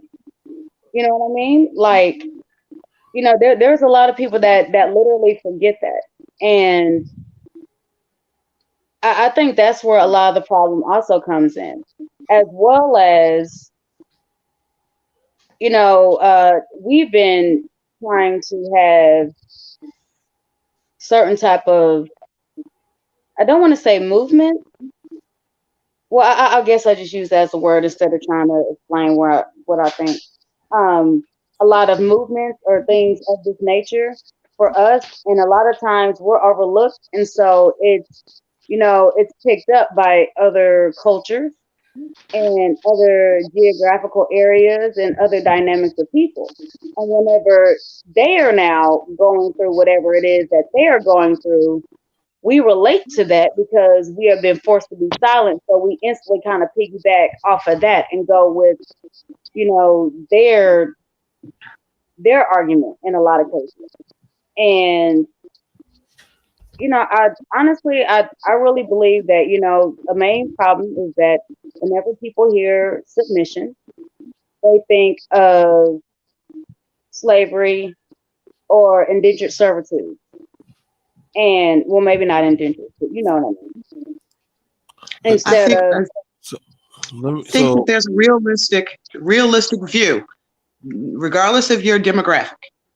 Regardless, prior to the 1970s, there was no such thing as no fault divorce. You access to the legal system was difficult for even the most wealthy. But by the 1970s, you had no-fault divorces coming in, and you had this thing that men could not rape their wives, and you had child support come in. So you did not have to be married in order to have your child taken care of.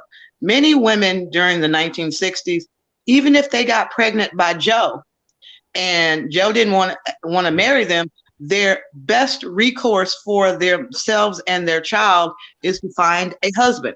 Hurry up and find a husband. You have a young child, he's much more malleable for a man to take on than if your son gets older. So the normal course was for women, white, black, purple, or green, is if your husband died in Vietnam, if your husband just ran out on you, you went to get cover. Jeb Bush actually said a couple of years ago that the women in Florida needed to stop messing with these men about alimony and go find a new man to take care of them. Because there is such an idea of women can work now. You can go find another man to take care of you. Why are you messing up this brother's new family? Back in the day, women didn't have those options. So culturally speaking, we've seen the law change. We've seen people push their daughters to stay in the workforce. We're seeing a lot, especially Black women are waiting older. They're getting in their late 30s, 40s before they try to have children. That puts another strain on our community. When we have older mothers, we either have really young mothers or really old mothers. That whole like, okay, let me get married at 28, and because you're right at the prime of, if you have a career, you're right at the prime of your career at 28. Is it a White, choice? Black, Is it a choice? Is it a choice? it depends. It depends. Is it a choice? If you want to be a doctor, you will have to make a choice. You will have to make a choice because you're not going to do 24 hours on call and be. So yes, it is a choice. But if you want to be a doctor, it's much harder in the African American community to get support than it is if you are a 15-year-old mother. You get support if you're a 15-year-old mother. There's all kinds of assistance. But if you are a person striving to be a doctor at 28 years of age and you make the choice or you honor the situation that you are now pregnant, you are going to limit yourself in your career, if not end it altogether. Or you're going to have to make certain changes in your career because of that. I have a good friend who is fortunate enough that with her first child, she was a pediatrician. So you don't think a man's life isn't slowing down when he's taking on that? She is a pediatrician. She had to take that in vitro baby with her to work every day and treat sick children. While as the exposure of a man who was a pediatrician to sick children could be rectified much more readily. But because she was a woman that was with child, the child got meningitis and died. So she had to make a career decision because if she wanted to have children, she could not take the risk of losing her child because she was treating someone else's sick child. Her husband was a school teacher. They needed her income based on what they wanted to provide for their children. God blessed her. She has wonderful children. She is now a dean at a prominent medical school. But she had to make that decision. And she did not have a lot of role models to explain to her work-life balance. She had to figure that out on her own. Okay, and that's not to say that's a bad thing. But the idea of control, do you think her husband still runs that household? And her husband made a major impact in saying, honey, you are not going to continue to expose our children. Let's make changes. But that was her husband. See, that is something a husband can do. See, the constant Go ahead, I'm sorry.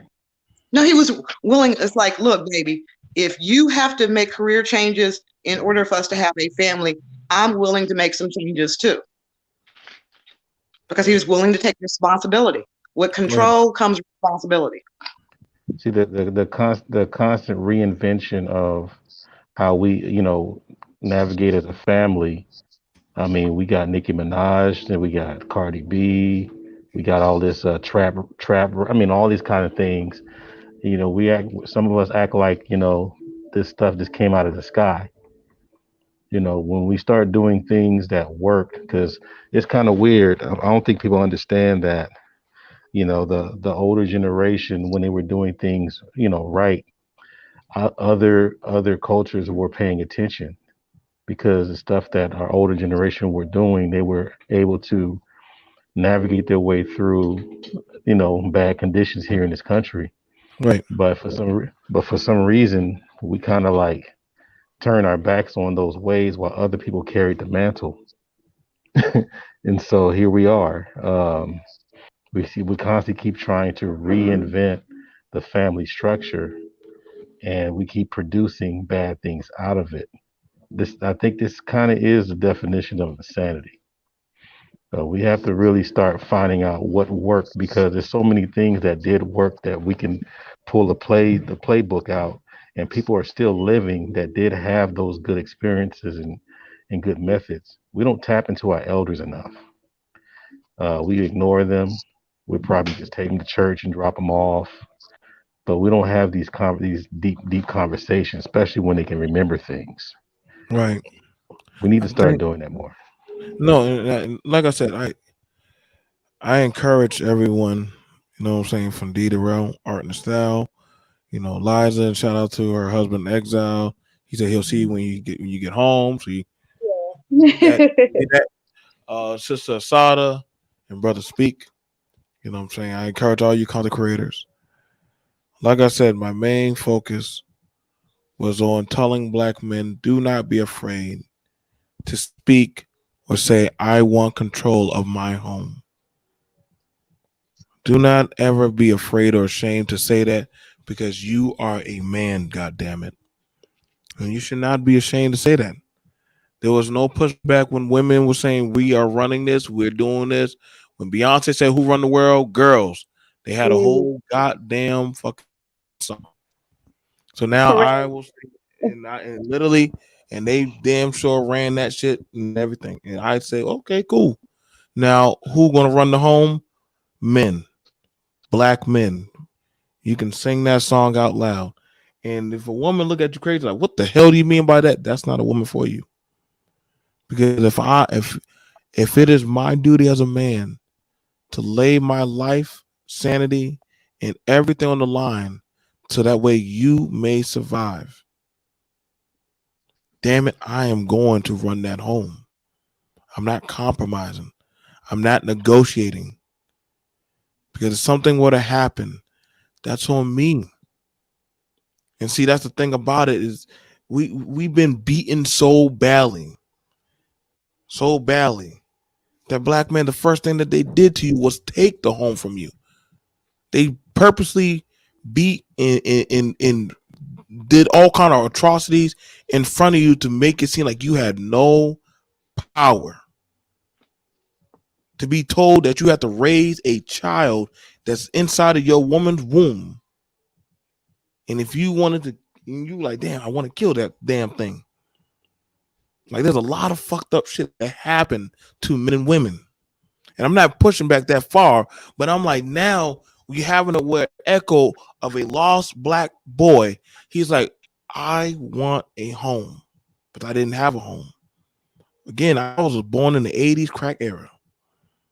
I watch a lot of paddy wagons roll up and take a lot of men.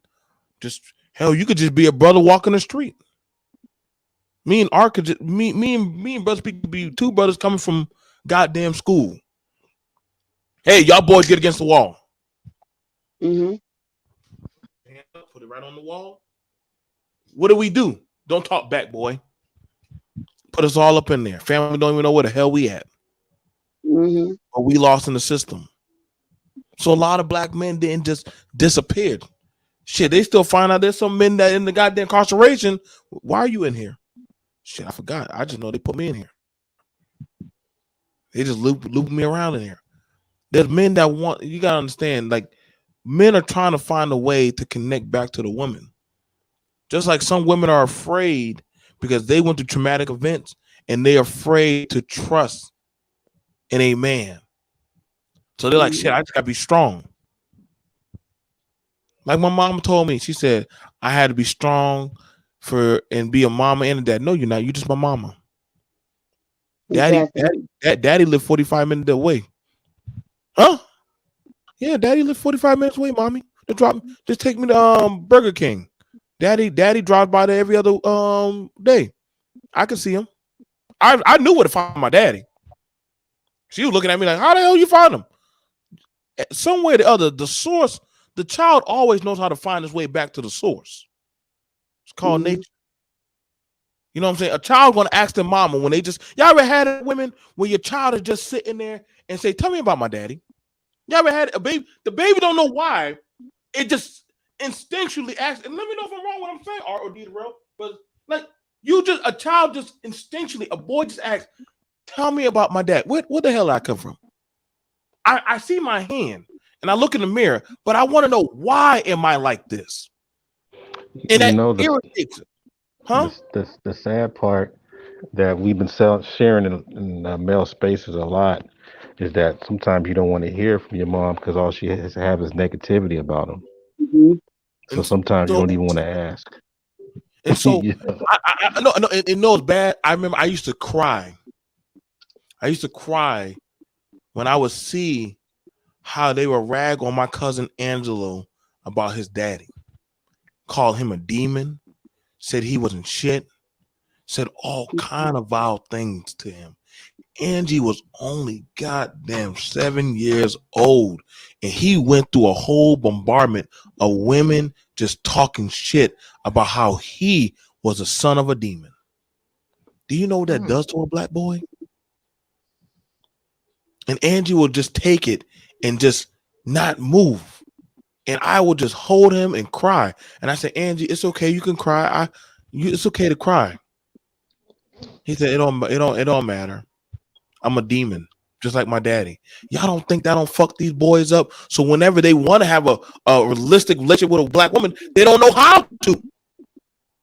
I remember one time where we were actually, my husband and I went to Thanksgiving, and we went to one of my grandmother-in-laws. I love this woman to death. She reminds me of my mom so much.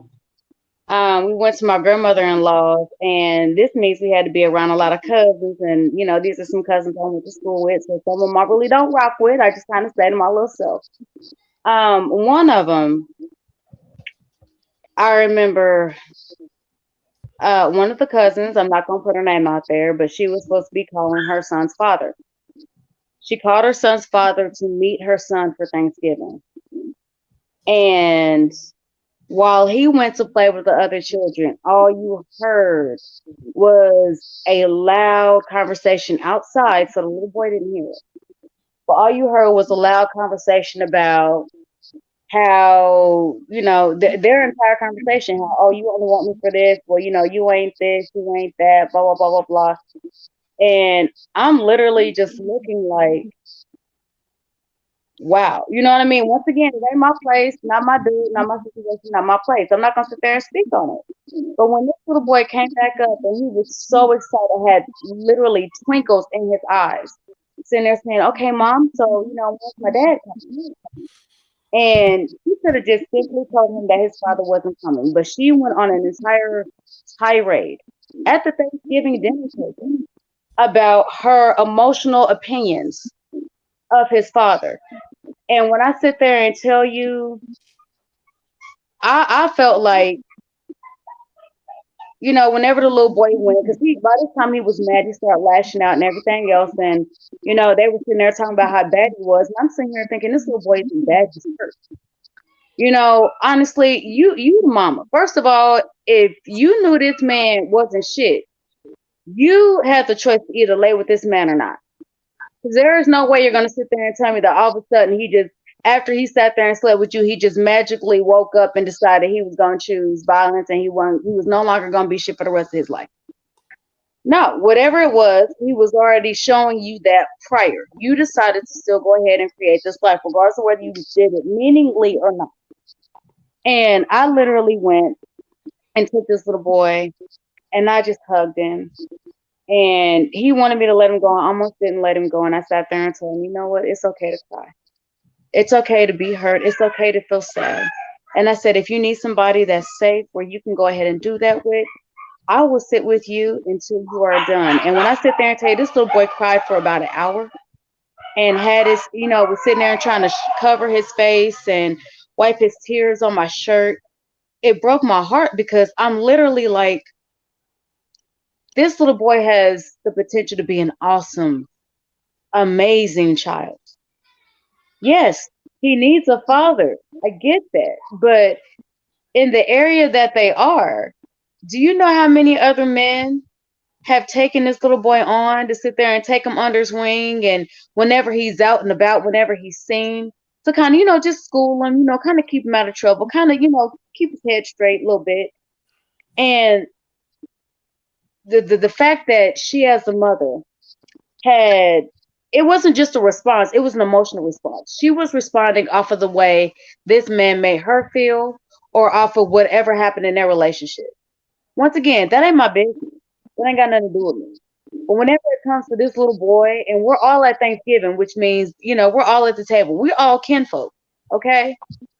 And for me to see somebody that's my children's little cousin going through something like that for honestly what I felt was no reason. I felt some type of way. I really did. Afterwards, anytime I'm around, I tend to take him and his sister in. And I mean, there was even a time where the mom came to me and she said, oh, why are my kids always at your house? I said, well, would you rather them be out in the street? She goes, no, they fine over there. I'm just asking what you got going over there. I said, no, it's just other kids and, we're just playing and we're having a good time. Well, she goes, every single time they come home, they don't ever want to be here. They always want to go over to your house. Well, I mean, they have other people to play with. I mean, I was trying to be really, really delicate and sit there and say, well, over here, they're not called bastards. They're not called pieces of shit. They ain't called motherfuckers. They're not called this. They're not called that. I mean, I'm not going to sit there and say my home is the most loving. I'm a strict parent. And, sometimes I have to walk away to sit there and regain my composure. But, at least it's still a safe space to where at least I have the mindset to do that. My husband has, if he gets to the point where he's overwhelmed, he has the mindset, babe, look, I need to take, I need to walk away. All right, babe, I got you. Or, I'll sit there and say, babe, hey, and he's like, babe, don't even worry about it. I got it. You know what I mean? Things like this. And it just seems like that, did it not? It took y'all time to get like that. Yes. And that's all that's you trust him enough. I know how much he can take. So when you start seeing him get to that level as his woman, kids, chill out. Your father's getting there. I'll either tell the kids to chill out or I'll sit there and say, babe, you know what? You're starting to, your irritation level is starting to get a little high. Before you sat there and start snapping out and saying,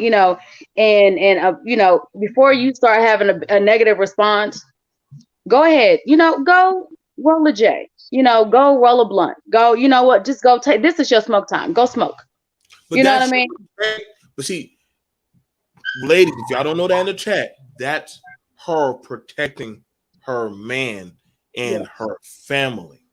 Yeah. That is a form of protection. She's still residing her femininity, but she's protecting her man and saying, hey, baby. Why is that hard? Why is that hard?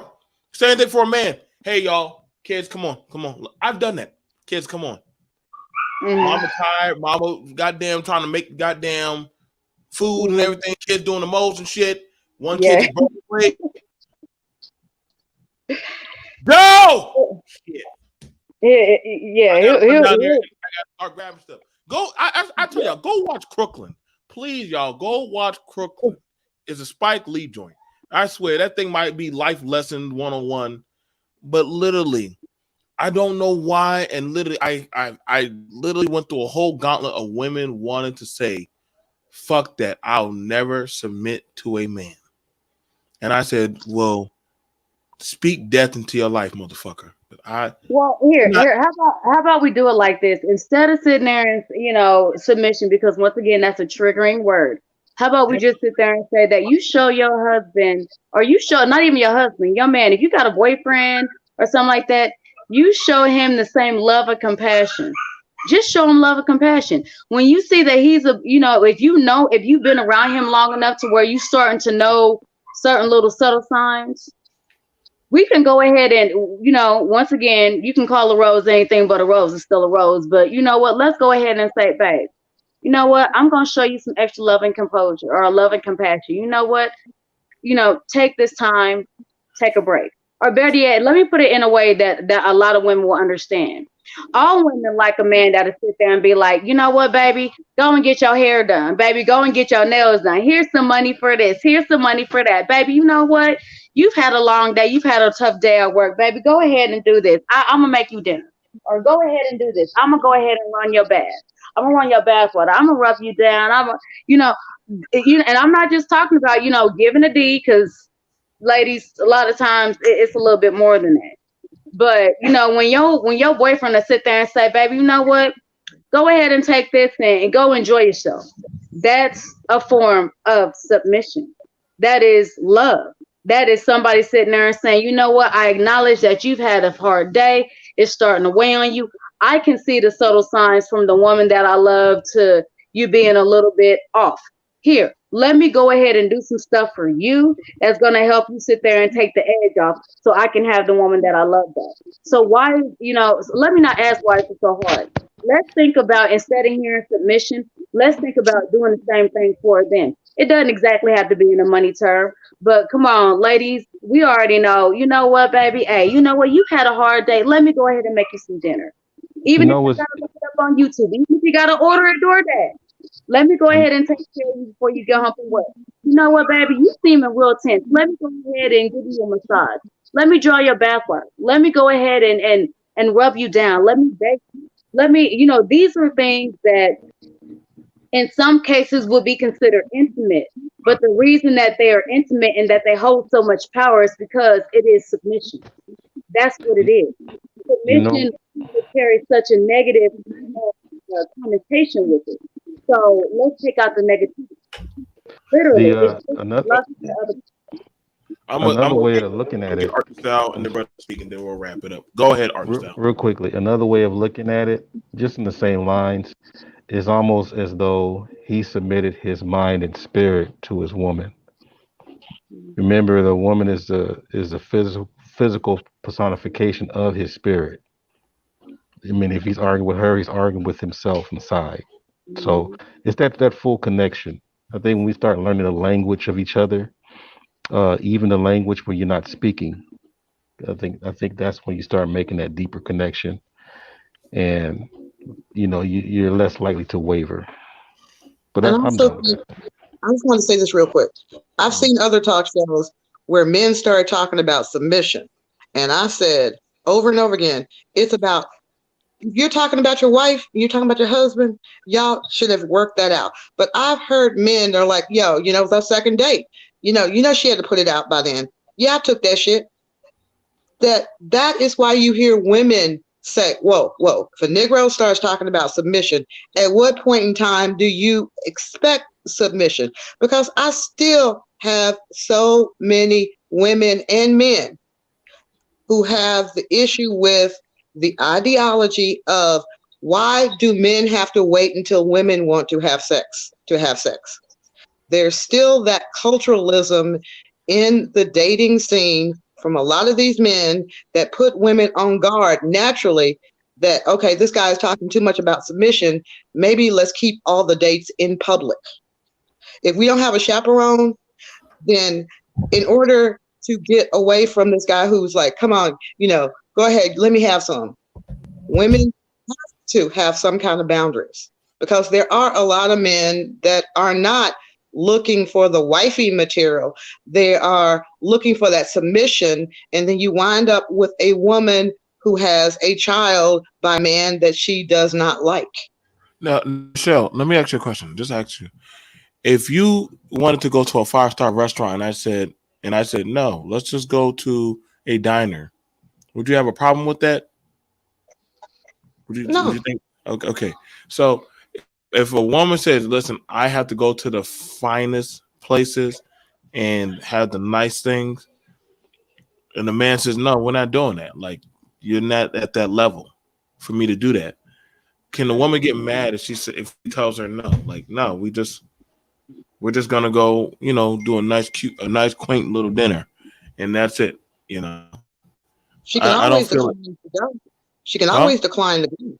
She's not obligated to go. She's not obligated to go. So at the end of the day, if you don't feel comfortable in your relationship to go and spend, $200-$300 on a date, that's your choice. If you want to spend that kind of money on a date, don't think she's obligated to reciprocate in any way. Right. I mean, I agree. Okay, I think part of our issue already that fast was the fact that, okay, so I was talking about a certain type of submission, and then it went back to, it seems like you're talking about subservience. And as far as the dating scene, or as far as any type of unspoken agreement or disagreement that's had, as far as any kind of ideas that's going to come from the initial dating scene or the initial date. And my dear, that's not what I mean by submission. And already that is the problem right there. Yes, there's a lot of single women out there that have gone through traumatic experiences. Hell, I used to be one of them because I'm not single, but I used to be one of them many years ago. But at the end of the day, and this is the reason I sat there and I put it in the way that I put it, is literally just loving your counterpart. If you can honestly ask yourself an honest question, especially if you are in a relationship, are you happy? Without the excuses, without justifying, without the internal justifications, without the reasoning, just answer the initial question. If you are not happy, then you will not be able to submit. Naturally, you won't be able to. You're always going to resist because at the end of the day, you are not happy. Submission is something that, believe it or not, makes you happy because it makes you feel more than comfortable. It gives you the feeling of love that a lot of people today have not experienced. And the main reason I say that is because their version of love is a quick feeling of euphoria that you get when you have an orgasm. And let's be honest, a lot of women don't do that. So it's a false sense of euphoria. That is not love. That is infatuation. That is exactly what I said, euphoria. When you are have so many men out there saying, where are the women that are going to submit? These are not married men. They're not in the married space like the brothers on the panel. And I'm saying that it's one thing. If we are talking about how it's very easy to submit to someone you trust. That hopefully by the time you've gone down the aisle and said, I do, you have gone through the steps to establish that trust before you say, I do. But what we're seeing in the dating scene is so many single women saying, I know. The majority of men you meet, the majority of men you go out with, I'm not going to submit to. That women and men. I don't expect men to go out and spend $200 on every woman they go on a date with. That would be ridiculous. Brother BMT wanted to wrap it up. I'm sorry. It's okay. I understand. Like this could never just be done in one show, and that's why I even let it ride to like almost 4 hours because I know this can never be done. No, it's fine. I am actually very blessed and thankful that we have such, high grade people not just in just talking points of what they feel, but in life that are very well seasoned. Like I could have not have done this show. I don't want you. I want y'all to. I could have not have done this show if not for y'all. I'm really hoping that y'all were able to pull some stuff from this. God knows what Art is already going through his mind. And Sister Sada, you came through, brother. Speak, turning the show. She done. I knew she was going to done set the fill the blaze, but I wanted her to do that. And also, again, with my sis, listen, Alyssa always comes in and rocks the mic. I gotta get you to connect with Art. Art, do you have her email? Man, I wish I did because I gotta get you to come on my show, even though you say you don't do panels. I know. It's just that it's not that I don't like to do panel. It's just that, man, it's like people I get more people to call me to panels to combatively combat me. Now you know mine is not combative. I know, no, it's not you. It's not even you, Steph. It's not even you. It's just that, man, I done fought every tooth and nail in almost so many different sectors. And I'm like, yo, dude, I am tired of trying to prove what I am. And I'm actually living the life. Y'all still trying to get to that life. So, and so that's why I always keep the door open for all of y'all to always come. And, if y'all ever need my email, I'm always good to connect y'all to each other. I'm very protective of other people that come. Go ahead, brother. She's always welcome to come and weigh in when I have my sister panel. Got my partner in crime here, Sister Asada.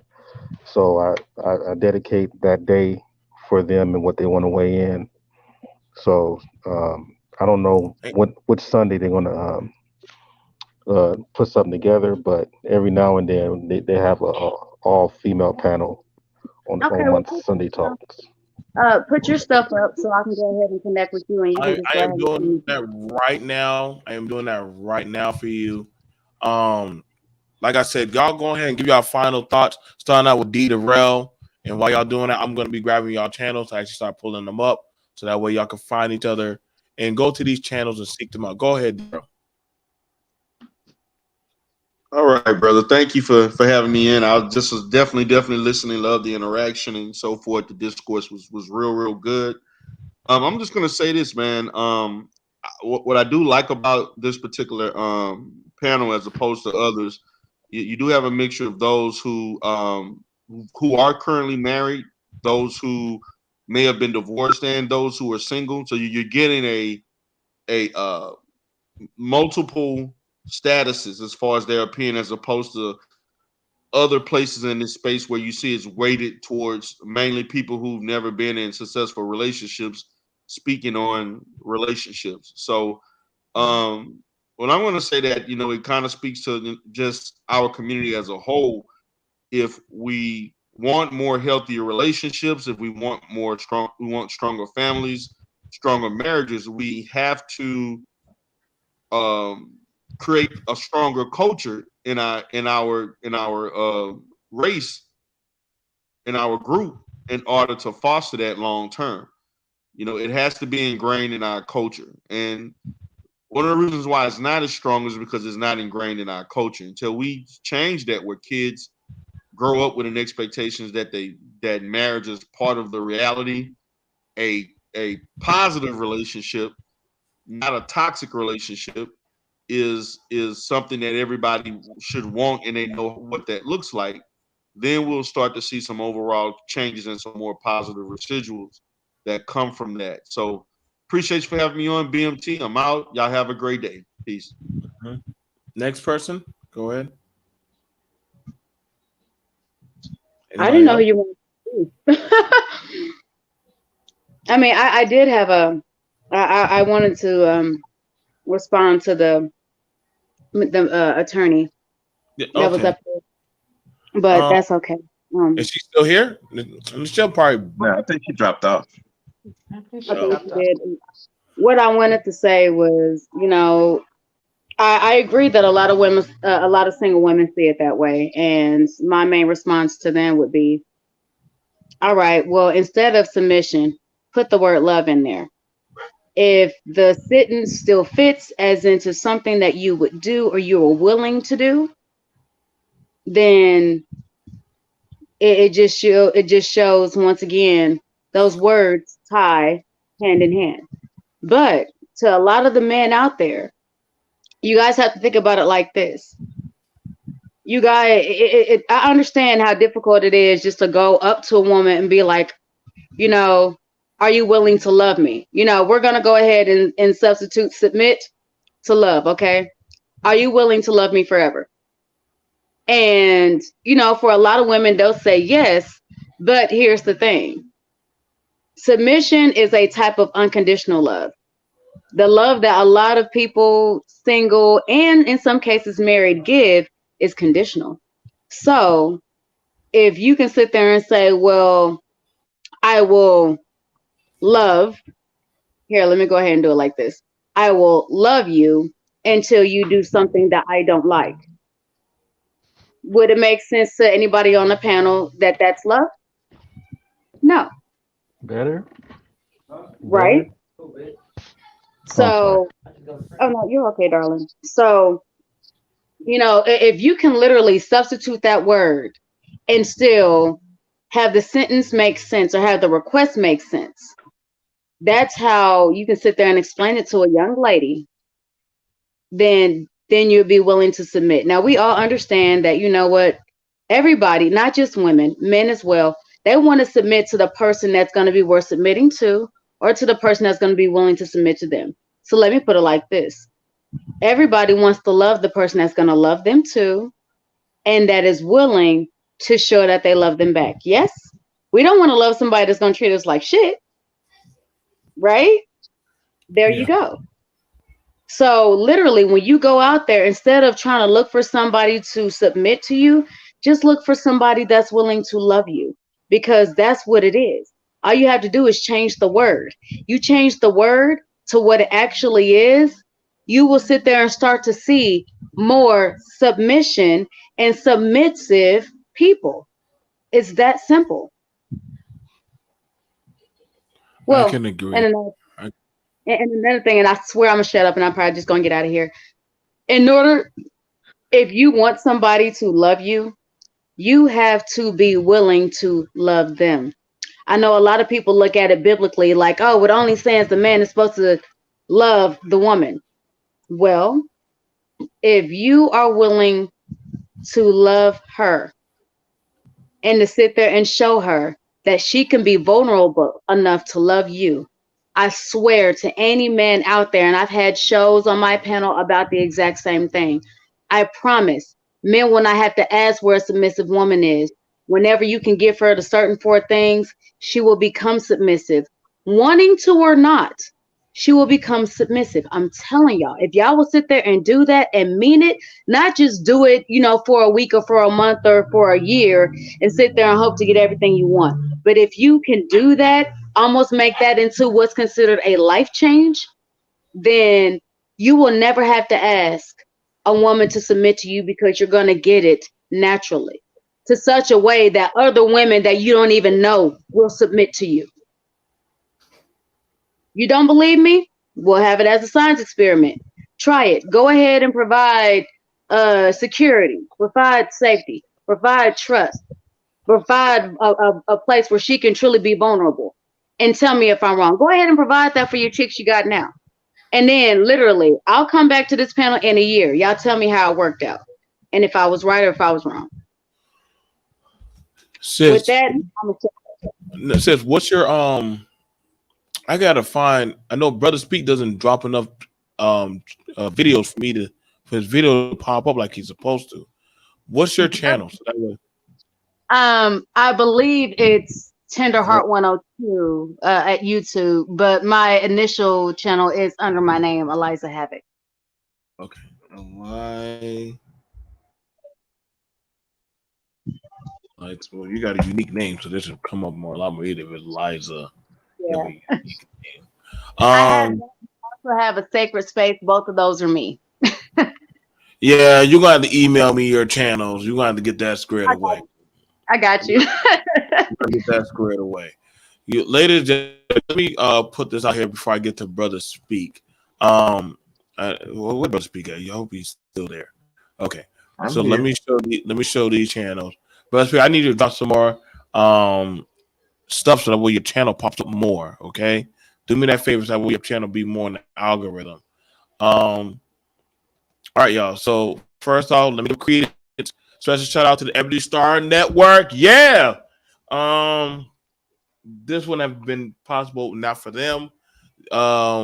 Literally, it was a good conversation. Shout out to the Ebony Star Network, hosted by Black Knight, Dane Frankie, and Charlene. They have this a safe space for women to go to, and I encourage y'all to go to this. So please, mods, grab their channel and put it into the chat. The Ebony Star Network. Another channel I definitely encourage y'all to go to. Again, is my brother Art Nostal TV. Listen, he's one of the very few guys I go to and I sit and I break bread with. It's a very good conversation. I hope you enjoyed that with Ragnarok. Art, I hope you really enjoyed that. I'm gonna try to get some more. Yeah, I think he had to. Oh, never mind. I'll speak on it later. But it was. But you know what? I was listen. I will never bring people. I enjoy breaking bread with good men, But and real also quickly, helping. I think he really enjoyed brothers not kissing his butt. I think he enjoyed brothers not kissing his butt and just speaking the real. That's why he stayed long, in my opinion. I think he enjoyed it too. I think he actually enjoyed the dialogue. Like some people actually thoroughly enjoyed it. And I was all and I put an emphasis as brothers, y'all gotta learn how to pull water from a stone and talk. And just talk and just dialogue back. You'll be surprised. And we didn't judge him. So we didn't judge him. We didn't judge him at all. And I appreciated that. I appreciate it. Once y'all asked, you said BMT, will you give him the green light? I said, yeah, I'll be right here. And once I felt comfortable, I said, you know what? Art's going to make sure he's okay, and they're going to check whatever needs to be checked. And I can go to bed, y'all. The conversation was good. So y'all, and I encourage y'all, sisters, Eliza, please, sis, go by Art Nostal TV with Sister Asada. I think they have Toya the mentor, and I forgot the other sister. Shonda H. Well, put it in the private chat, and I will definitely go ahead and grab that one. His mom. Yeah. And on occasions, Kareen, not Karen. Right. I am going to put that into the chat for you to grab, because I definitely want you to go there. Your input is definitely welcomed to have with the sisters. And he asked some very balanced questions. Sister Asada's right here. She has been one of my best mods, as well as help mentoring. There are sisters out there that are trying to build. So I definitely encourage that of men and women. I'm also grabbing D. Darrell Life Solutions, as well as he also runs the Sector TV.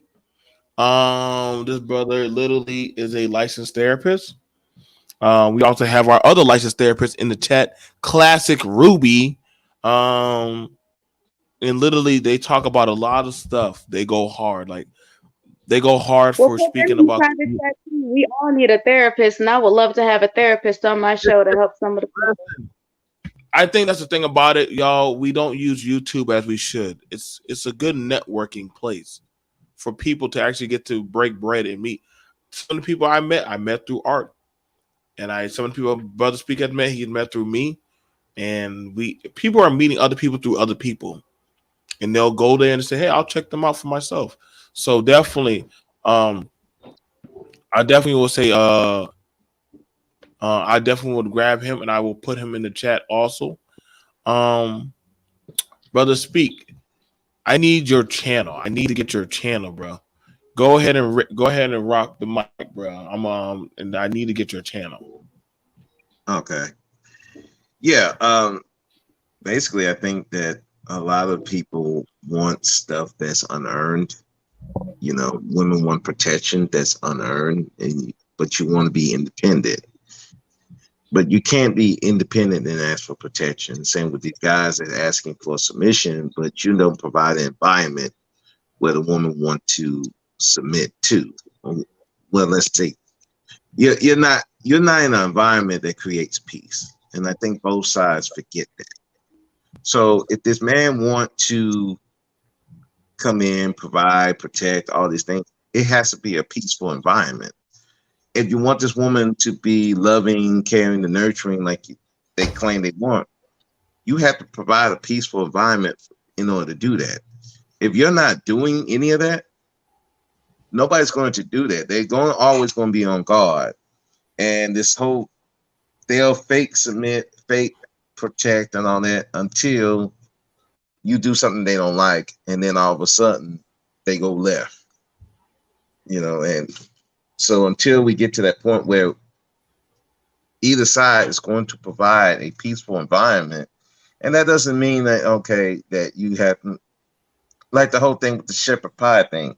She wanted to learn how to make shepherd pie so that makes her man happy. I went to my mother and say, hey, can you do my wife's hair? Because my mother was a cosmetologist. That's things that we tend to do for people that we care about.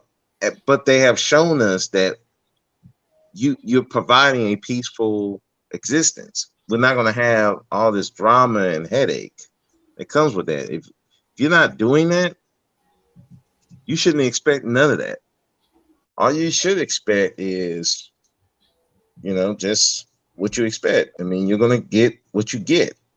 And then another thing, I think a lot of people have standards. I mean, a lot of people have expectations, but they don't have standards and they don't set them. They just have expectations from society, from what other people have done, but they haven't set their own standards of living. That works for them. They're going by social media, family, friends, but they're not setting their own specific standards of what they want. And instead they just have expectations. So when this person don't meet their expectation, now they mad. Like, but you never set a standard. That's the difference between standard and expectation. Standard is, this is what I require of you before you even come in this door. Expectation is, I'm expecting this, but I never ask you. I just expect you to do what I want.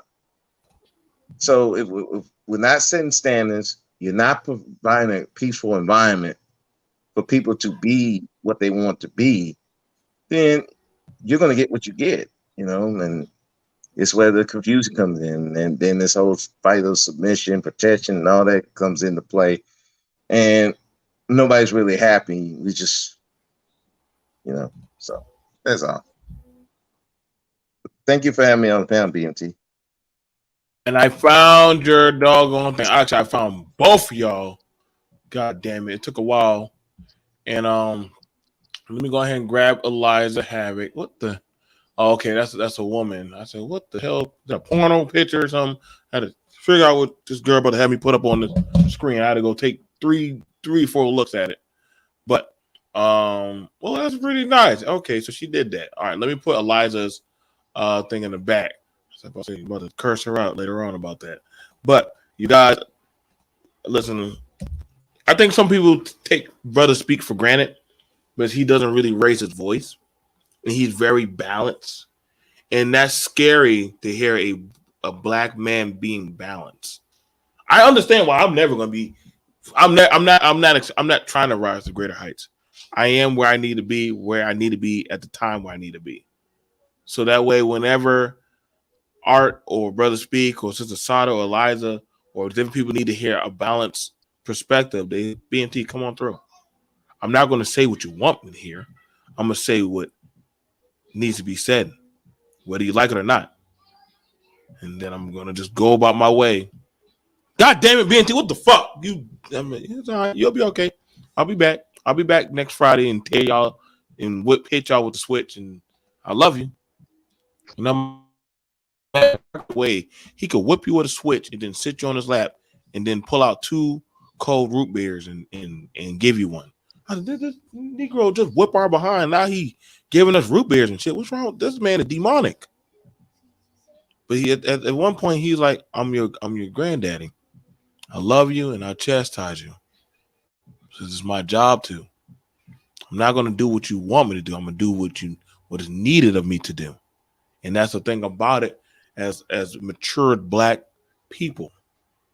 We're not saying things to make y'all feel comfortable. We weren't here to beat up on black women. And we definitely weren't here to beat up on black men. But we are giving you why we as men and women want to see black men take their proper place in authority. I heard men say that to Art. I've heard women say that around Brother Speak. I know Elijah's been in them damn chats with them women. Well, when are black men going to stand up? I know Sister Asada's like, well, damn, I literally walk around these men every other day.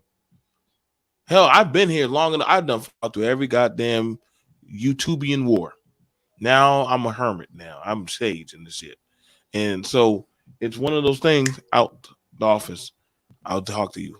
And so, see, I did that, and I'm in control of my atmosphere. I love them, but they see when daddy's busy, I will talk with them when I need to and see fit. Let somebody dying, kick the door open.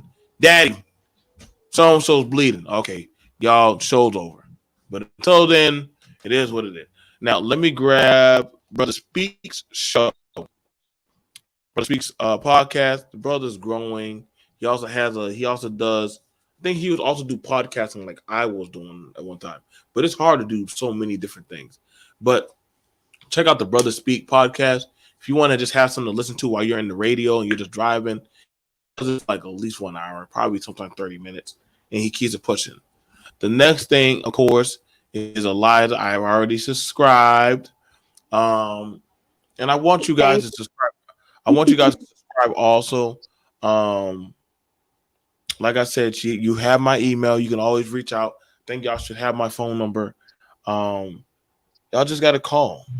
I think my husband does, and if not, you might have to give it to him. I'll probably have him email you so you can give it to him because we just feel more secure that way. But yeah, go ahead and give him. I'm on that. Just take down my email. Just email me whenever y'all feel like you have a show. Let me know in advance so that way I can check out my schedule.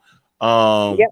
No, I respect that. I respect that. I don't like I said. blackbrother123@gmail.com. Trust me, I sometimes I get it. It's usually at nighttime, but when Brother Art is on one, he drops it right there in my mailbox. And whenever I get off, I'm there. You know what I'm saying? Sometimes I just try to have an open panel. So, like I said, I enjoyed everything from all of y'all. And I'm very grateful and blessed that y'all did this one. I'm getting better with my thumbnails. I'm trying to. If y'all want to know what I was using Canvas. That's on iPhone. I'm sure that they should be on Android, but they're pretty good. It's a pretty good $2.99 investment. And you can start learning how to do your thumbnails and different stuff and start making it look nice. And so, I just want to thank you guys for definitely giving me a good, broader perspective. Shout out to the one, the only attorney in the show. She is y'all don't let it fool y'all. The woman knows her laws. That woman knows her laws. She's a juggernaut when it comes in the political field for talking about laws and agencies. She's been there to fight for a lot of rights for black people. She's very passionate. And so I've been rocking with her for a long time. Michelle, I love you, gal. You know what I'm saying? And me and her y'all just were able just to listen in on the conversation that me and her talk about these kind of talking points over the phone all the time.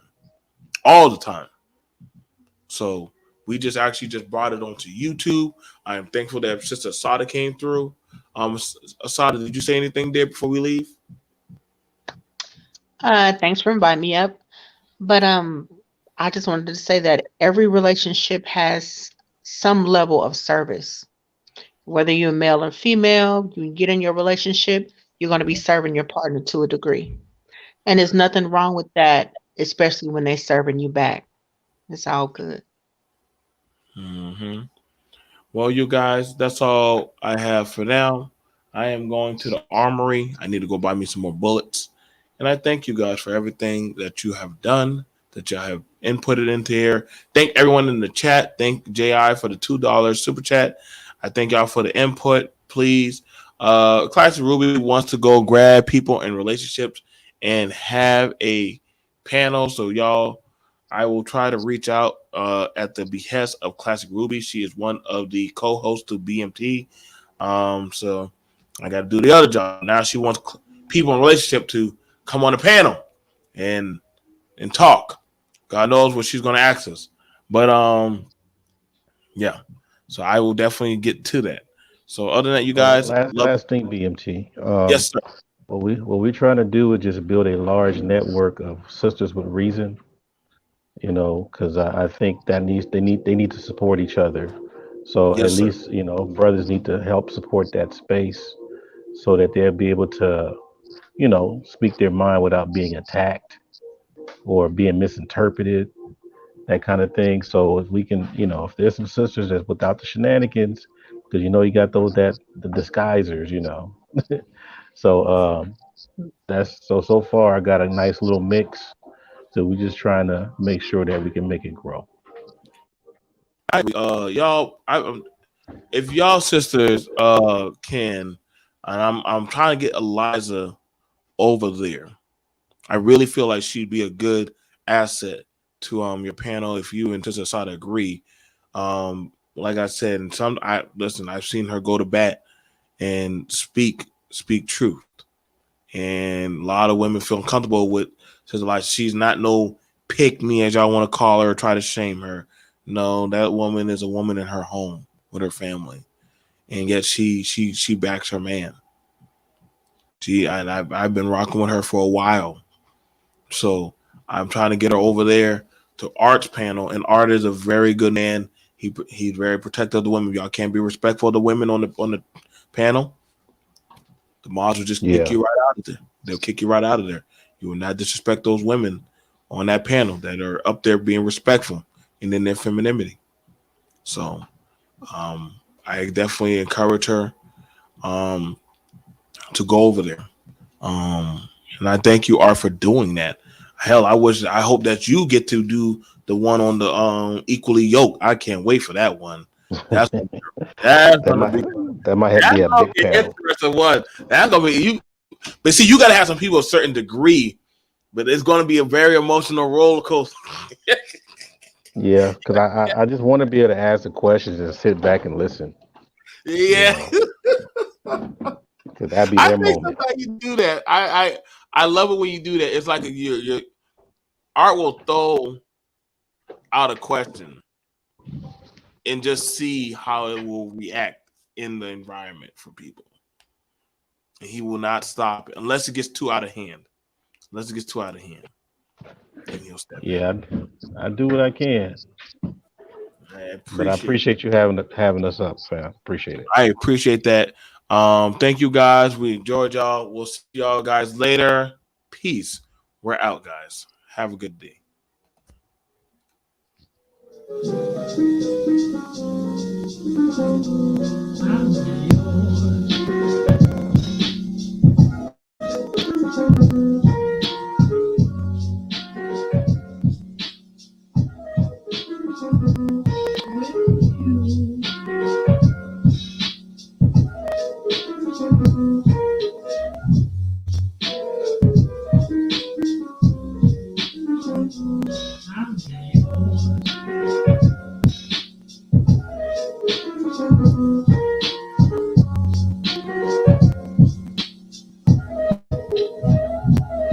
With